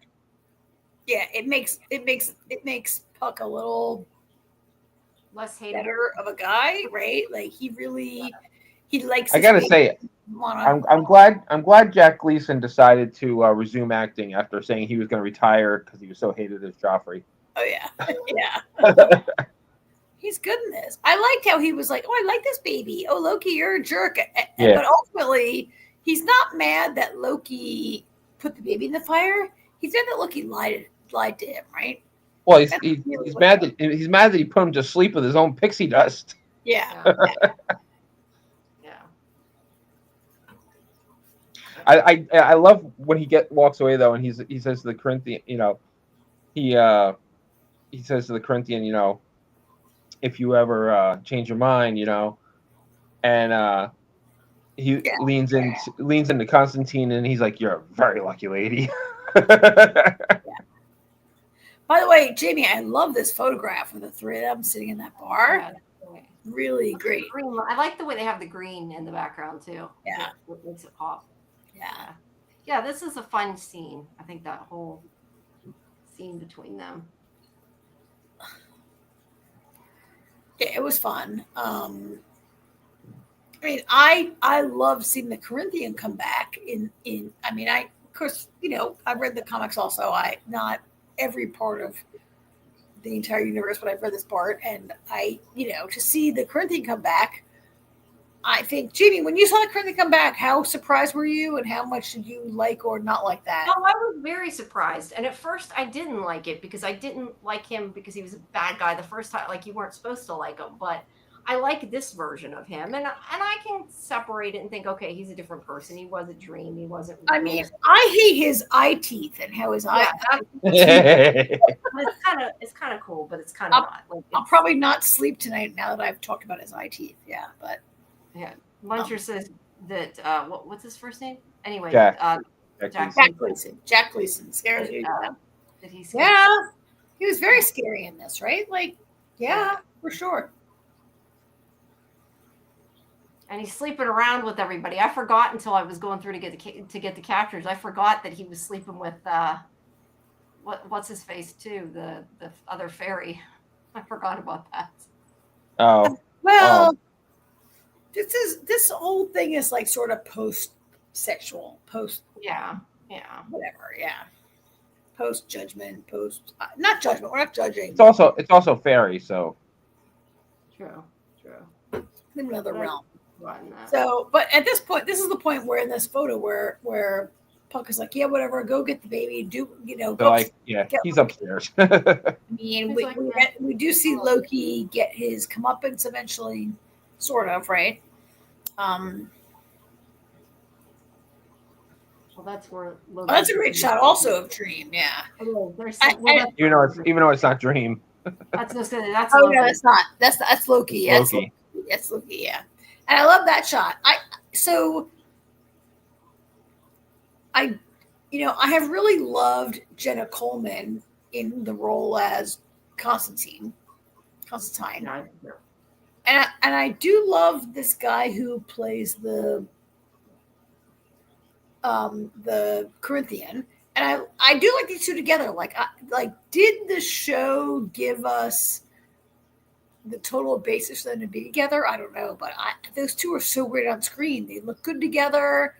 They both look fantastic. They crackle on screen. Their chemistry is great. These two, some of the best chemistry of these characters, I think. Yeah, enjoyed that. And we got to see them. That's where they fought each other. Yeah. Because it's all Loki. And then Odin shows up. That was weird, right? Well, she called him. Remember? She summoned him. Remember? Earlier, yeah. So Just didn't expect him to show up right now.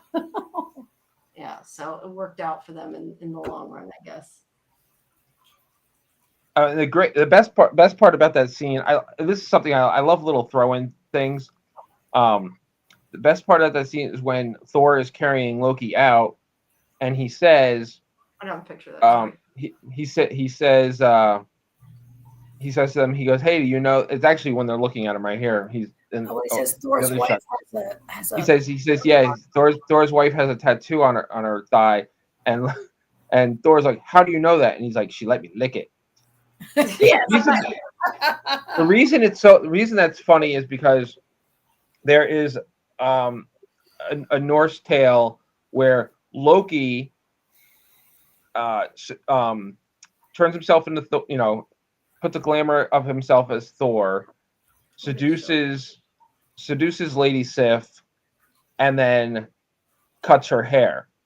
And it's why did she and the whole thing has always been nobody's ever understood why he cut her hair, and most people think though it's so that Thor would know that it was Loki that was with her, that what Loki had done. That's why I think that it's just a little throwaway thing for anybody that knows that story for that with that little comment, because otherwise that comment's kind of like, wait, what? Wait, what? Yeah. Yeah, it was funny though either way. So then we have kind of, let's see, these pictures are so little, I can't see it. No, well, I've enlarged mine. They look great. All right, so there's no. I mean, I have like a little film strip on the bottom, so I know what I'm selecting, but it's really tiny, and it's like you can't make it bigger. It's hard to tell what it is. So they're gonna take the baby back. Let's see. Oh, let me ask Jamie, as a person who hasn't read the comics, how did you feel about Joanna and the Corinthian being put together as a team, as a buddy team, two investigators, but also as like this sort of flirty banter? Yeah, that's what I said. I liked it. I don't know that I believe that they're true love, that he's her true love or whatever, but I thought it was good and I thought it was enjoyable and I liked watching it. Right. They had great chemistry. Just asking. When I see them together, I'm like that. They're yeah, no, I really liked it. That was one of my favorite parts, I think, of the episode was the two of them together. So yeah. And here's a baby. We hate babies and shows, but hey, cute baby, good baby. Yes, cute baby. And then the other part is about at Ferry where Nuala comes and he's forced her to have her glamour that just puts on makeup and changes her hair that we've discussed. And the bitch Ferry summons him. And at first he's like, "You did me dirty." And then she's like, "I didn't do it." Yeah. But they did because shit's going home, right? Yeah. And it wasn't her fault, but still. And then let's see. Then we have him, and this is with the Fates showing up, and that is the end of the episode. Is when they kill poor. Oh, that was so sad, right? Yeah, that's what I mean. Like they killed ones they didn't have to, but then again, they refused to leave. He did try to. Well, so from that episode into the next episode, I had like some thoughts about that. I mean, yeah, I know the comic book, but going to the next episode, that behavior, they continue to try to kill people, right, within the realm. within the dreaming. In the dreaming, they're trying to. This was actually like, I want to ask you, Jamie, what you thought about this. The idea that, okay, so Dream has committed, he's killed a blood relative. There's going to be some repercussions, but they're coming now to destroy his realm. Is that what he bargained for? Right? Is that what? Yeah, and I guess that's why I didn't like the fates, and it kind of pissed me off, because I feel like it was very unfair, and they shouldn't have been not torturing, but shouldn't have been hurting other people that didn't do anything. And I mean, yes, he knew what was going to happen, like the bad things would happen, and he could have prevented it by leaving, but he should know that they're all going to not give up on him, and that it ends up with people getting hurt. But yeah, I thought that he should have been right away like, I'll go with you, just leave, and maybe they wouldn't have killed as many people as they did. So yeah. And we're going to see it in this next episode. Maybe I should back off, but the idea that like Lyta, Hippolyta, who's interested in saving her son, goes major scorched earth, and she's like just trying to kill everybody who everybody Dream ever met. Like, what's that? Like, I don't know, because she looks confused there, and she did to me when I was watching too. I thought she's kind of like, why am I doing this? Like, because she's being used. She's being used, right? Like, did she want to kill everybody that Dream ever met, or just want to like kill Dream to get her baby back, or just kill Dream for not getting? She's killing like innocence, right? Yeah. And also, and that's not maybe what she bargained for. And it's not, I don't know. I okay, stop that. Go ahead. Finish what you're saying. Also, AJ. But I just really felt like Lyta's part in this, and maybe I agree with the comic, but also AJ is saying like that, as I've read in the comic also, like, she's different. Yeah. Yeah, Yeah, she's I don't love what much. they did. Yeah. I guess I thought that the show really set up in season 1 that the dreaming is an important part of our total universe, and like when Dream was missing for 100 years, a lot of bad shit happened, and the dreaming needs to continue. And if you're going out of your way to just like kill Dream and all of his friends and whatever, like, are you being sort of reckless? And yeah, they're supposed to be getting revenge on him, not everybody. So I'm not even right? sure. She kills all these people for no reason. I'm like, why wait, they had to do that. Yeah. Is his name Merv? Isn't that his name? Merv, yes. Mervin. Great shots, though. I love that. And then the poor guy is exploded. He got exploded. And there's the four of them. And then he comes in to tell them, and let's see. Yeah, Dream should have left sooner and went to help him. I didn't like Didn't when matter. I love that scene. I love that scene, Jamie. I like that he saved it. I didn't like that they hurt it. I don't like them hurting the animal. They're not really animals, but you know what I mean. I didn't like that. But he fixed it, so it's okay. But yeah, I'm like, that's even meaner. You can kill the people, don't kill the animals, man. Yeah, I'm okay with that. Animals. That's all I am with shows. Yeah. But yeah, he finally talks them into leaving, thankfully. He doesn't talk them into leaving. He turns them into sand and makes them leave at a certain point, so that he can go take care of it. So look at this scene. I mean, did you feel like Alita was really jumping into this, or do you feel like she was being used? Like, I just felt like Lita wasn't really, like, she never knew. Like, Lita has not been seen since last season.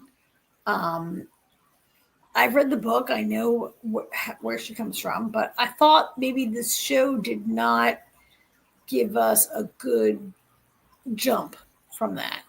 She suddenly No. That's what I'm saying. I think everything they did, they shortchanged us with Lita. Yeah, I agree. Let's see. We have whenever she comes back, and she didn't make it back. I think it was kind of sad that she didn't make it back to at least tell him goodbye. I would have liked her to have told him goodbye.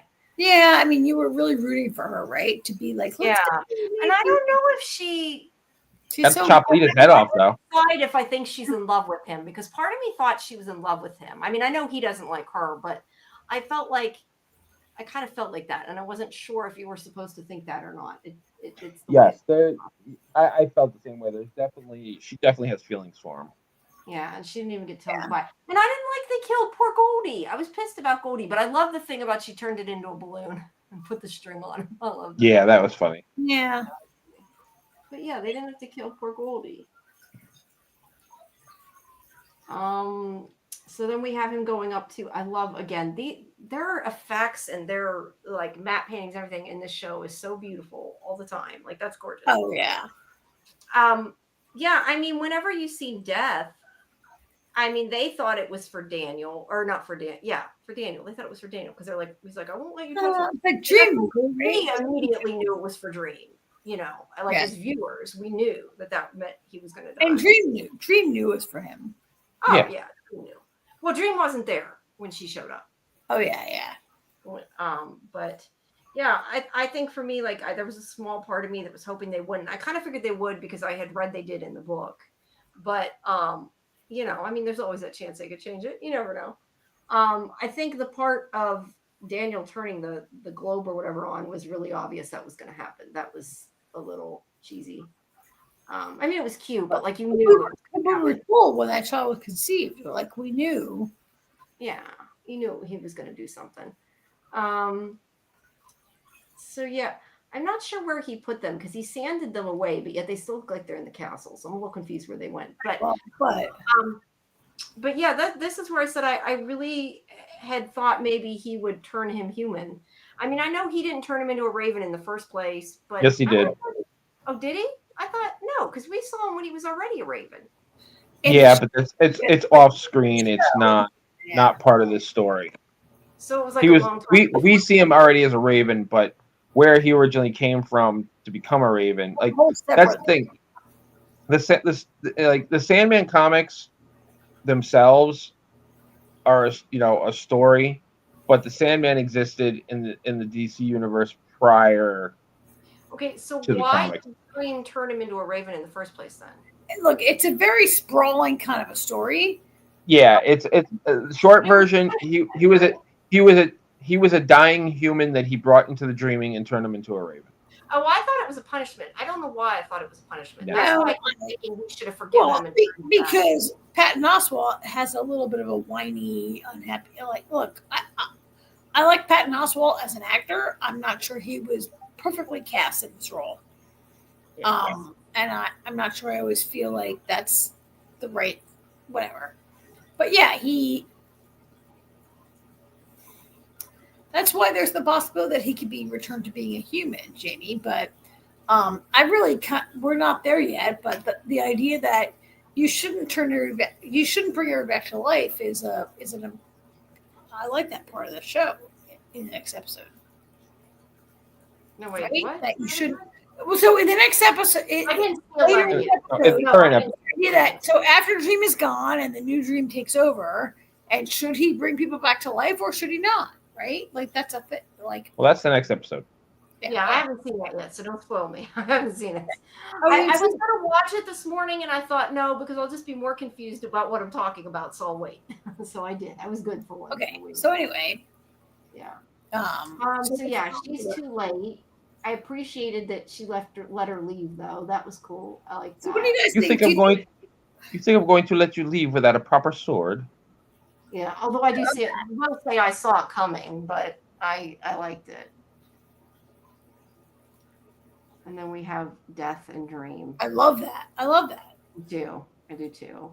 And I think, I mean, it was sad, but it was bittersweet. I mean, it's kind of like at the same time, Dream he's had his time. Like they did it in a way that it was sad, but it wasn't, you know what I mean? Like it was sad, but it wasn't sad, if that makes sense. Like it wasn't as sad, I guess, as it could have been. I felt like if that. I mean, he can't get away from what he did. He killed this. He shed blood, right? He shed probably blood. Yeah. Killed his son. Why he did it for a really good reason, but that's not, doesn't matter, right? Yeah, you can't murder somebody and tell the court, but I did it for a good reason. I mean, if you did it to save somebody from suffering, maybe in real life you could, but Which is why he did it. He did it to save us Yes, from suffering, yes. but you can't, it's not a reason. Yeah, but you can't do that. Yeah, so they, I have a picture here, I think, of where they, there it is, of where she takes them. And Love it. Yep, there they are. And then? Yeah, and then he's gone, and then poor Goldie disappears, which pissed me off, but Yeah. And then she wakes up, and she's like, now she's Well, never she woke. seen You didn't get the screenshot. She woke up because her head got chopped off. I tried to, but it was like I couldn't pause it on the chopping. I got one of her, like. I mean, they really set her up as a villain in the last episode, and I get it. That's why it was so like sad and tragic after, because she's the what's her name? Hetty said to her, like, well, that's not going to happen now. Like, her son isn't a kid anymore, isn't a baby anymore. You can't get your son back. You can't get your son back, and you maybe kind of killed the wrong guy, right? Like, in the end, yeah, was Dream wrong? But in the end, Dream was right. Like, Dream killed his son because he begged for centuries to be killed. Yeah. So it was very sad. But then we get, whoops, I'm clicking the wrong thing. Nula. I can't believe, like, we didn't, or at least I didn't. You guys knew it, but I was like, how did I not notice that was the same dog? I was like, I should have seen that coming. And I totally didn't see it coming, but I liked it. Barnabas. I was worried something was going to happen to the dog, though, because I thought about the fact that her brother said, if you look for him, you'll find him, but made it sound like maybe she shouldn't look for him. She's just find him dead or something. Yeah. So yeah, I'm glad he's okay. So yeah, she said Dream's gone, and then we have, of course, the very ending where he suddenly is Big Bears. Oh, and guess who he grows up to be? AJ, you know who? He grows up to be Jacob Anderson. Yes. I wish I'd known this when I talked to him. I would have asked him about it had I known he was going to be in it. So fantastic! What a perfect person, right? Yeah. That's great. Yeah, that was a pleasant surprise. I did not see that coming. The rest of it. It was great. I think it's great. Yeah. Perfect casting. Yeah. Whatever I ever complain about the show, the casting is great. Usually, most of it. Yeah. Because T. Richardson, yeah. So we'll see what happens in the next episode. Woo! Yep. I love this. And for anybody, hopefully, who's listening, we hope you'll come back at 1. Scarlett and I will be going deeper into it. Usually we don't do it the same day. It kind of ended up weird that we're doing it tonight. I didn't think about it. We're doing the same thing twice, but we'll be. All right. Well, we got 2 episodes of Star Trek to blast through real quick, and it's already quick. Just make sure use is gone by 1, okay? Yeah. Oh, I plan on being gone way before 1. Oh yeah. But yeah, everybody, please join me again at 1. I am going to go take a break until then while you guys keep talking, and I will see you guys soon. I'll see you guys on Friday for the Institute interview. Oh yeah, we'll be here. Yeah. So just a reminder, everybody, 7 p.m. Eastern, Friday, Institute, Jason Diaz. So yeah. All right. Cool. I'm wondering, do you want me to like find a picture of Star Trek, or do you want to just switch back to the other? Oh, we can just go back to our. What do you think? Okay. Or click. Okay. Well, when I disconnect, it'll take off the background. That's why I'm asking. It's gonna. Oh, it's fine. I think it's fine. Whatever. Right. We don't care. Yeah. We'll put that on. We'll figure out how to put our 2 cells up here. I just can't do that. I made it. Wait. What's that? How do we get our cells up here? Yeah, I have to remove myself. Oh wait, there you are. Can we do a little 2-person whatever? I'm not sure what I'm seeing here. Oh, there we are. Hey. What the hell is going on here, I've never seen that before. It's because of whatever that Jamie did. Wait, what is she trying? What is she now doing? I only see the what? Hey.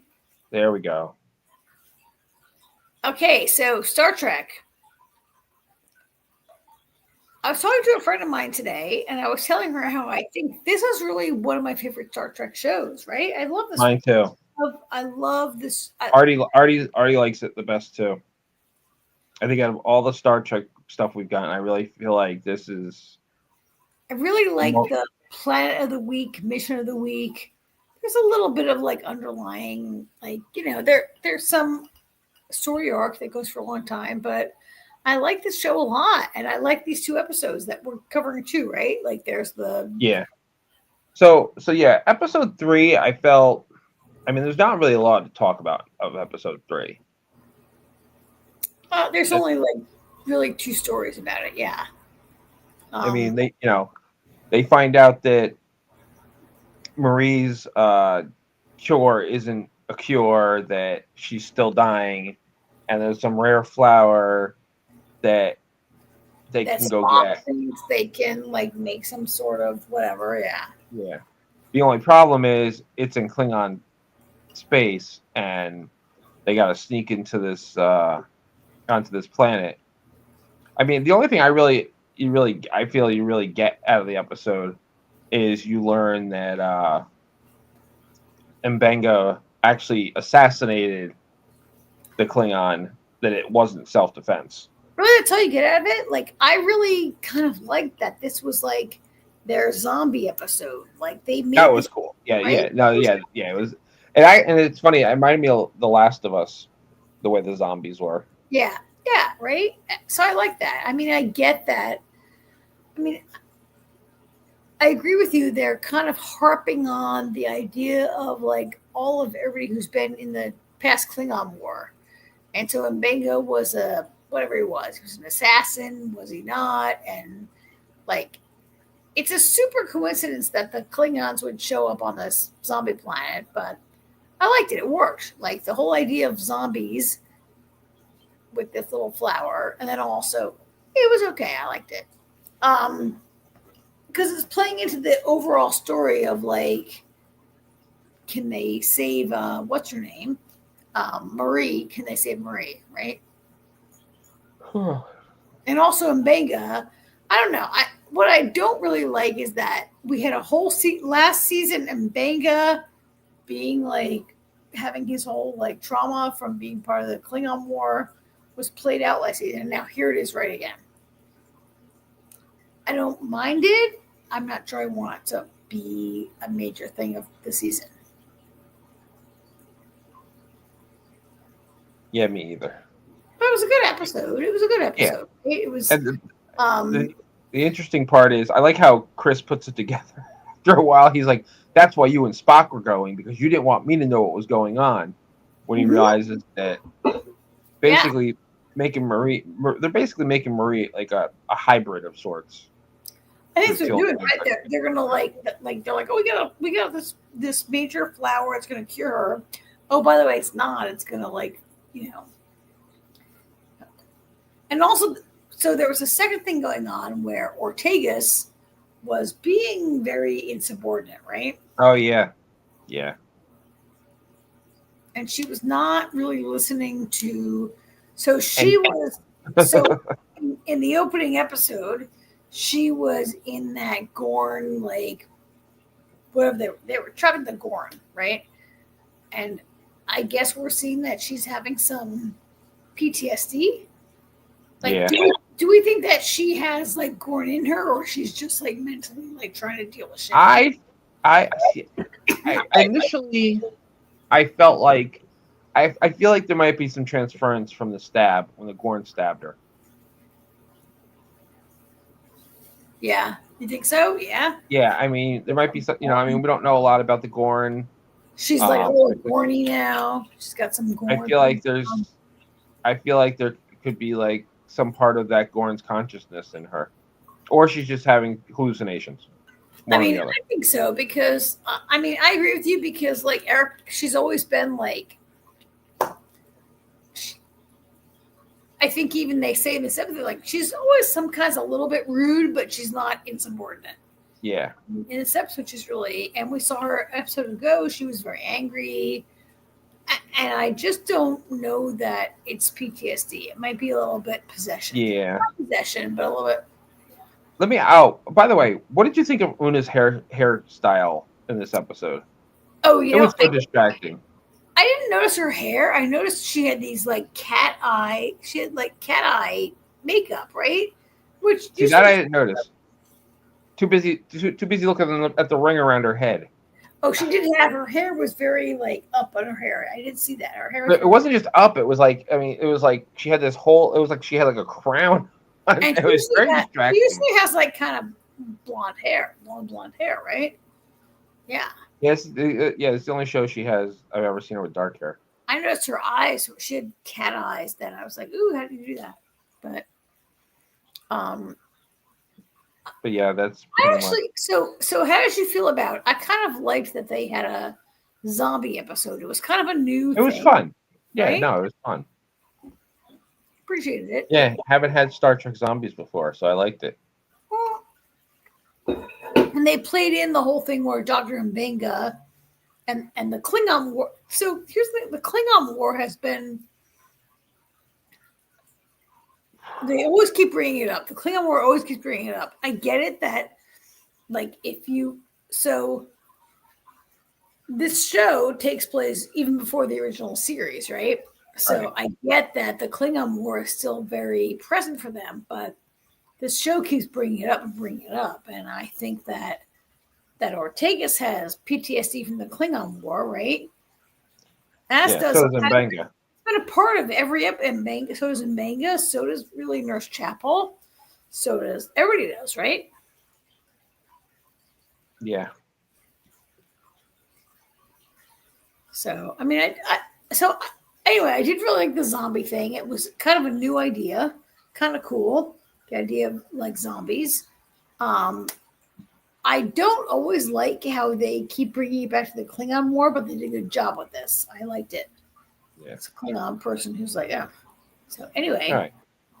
the next episode threw me for a loop because they're like talking about the holodeck without calling it the holodeck, and I'm Right. like, and I'm sitting there listening to this description, and I said to Artie, I said, they're talking about the holodeck, and I was like, but how is that possible? I was like, holodecks weren't invented until exactly right. So I'm like, how the?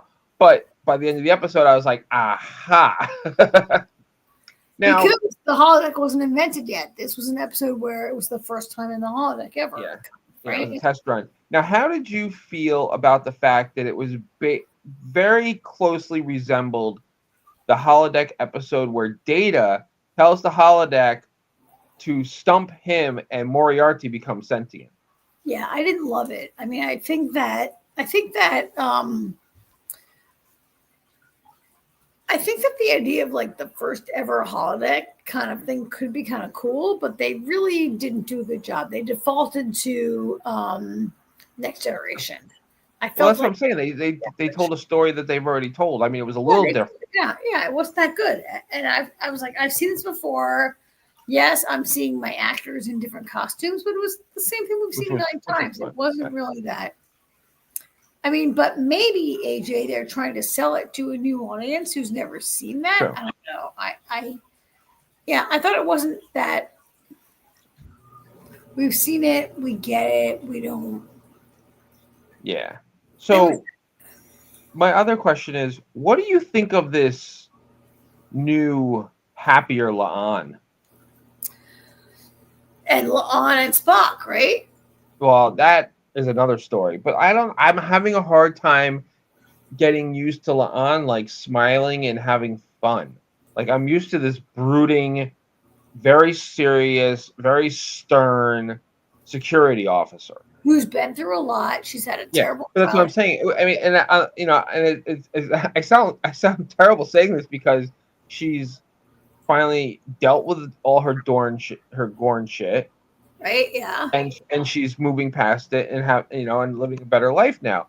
But at the same time, I'm just like, I feel like she's too free spirited now. And the whole Spock thing. With Spock, who is like Spock is like not a. Spock is the man. And he is, but Spock is like the most eligible bachelor on the ship. Like the whole like thing they did with him with chapel. I mean, we knew it could never go anywhere. If you've ever watched Star Trek, it couldn't go anywhere. But he's like a doomed romantic hero. Like, what is that about? I felt that was really quick. I mean, we just, you know what I mean? Like, that down right away. Yes. You know, it's funny though. I kind of felt it a little bit in the Q episode when she was teaching Spock how to dance in the first place. Yeah. I definitely felt a little something there. I mean, and they do have good chemistry together. They do. I like them together. She's such a good dancer that she probably can make anybody look good. Well, she's a trained dancer. She's trained. Yeah, now. Yeah. You know, but I feel like I feel like it's a little soon.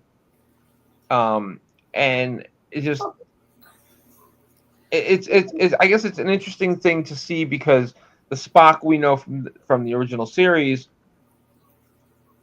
I guess maybe he grows a little harder by that period because he's being a little too jovial about certain things. The part where we're seeing Spock as a young guy. Here he is he's with Chapel now is what's happening with Leon, and we know that we will see him later in the later series. Right. Really not having any kind of. I mean, fun. he's not a guy that like. Why is he like he? I mean, we love this Spock, but there's a long time that's going to happen before we see any Spock. Look, no. Let's see. This is season 3. We're not that far off. I mean, think about it. Kirk from when we meet him. They will become the Kirk. Yeah. Yeah, and we're not too far. We're probably about. In Star Trek time, we're about 4 years off, I think. I know Spock is half human, but they're really pushing the human side lately. He's really a human and a romantic partner for a number of them, right? Look, I like him with La'an. I kind of like him with La'an. I like that La'an also is a person that is pretty closed off. She's had a very horrible life.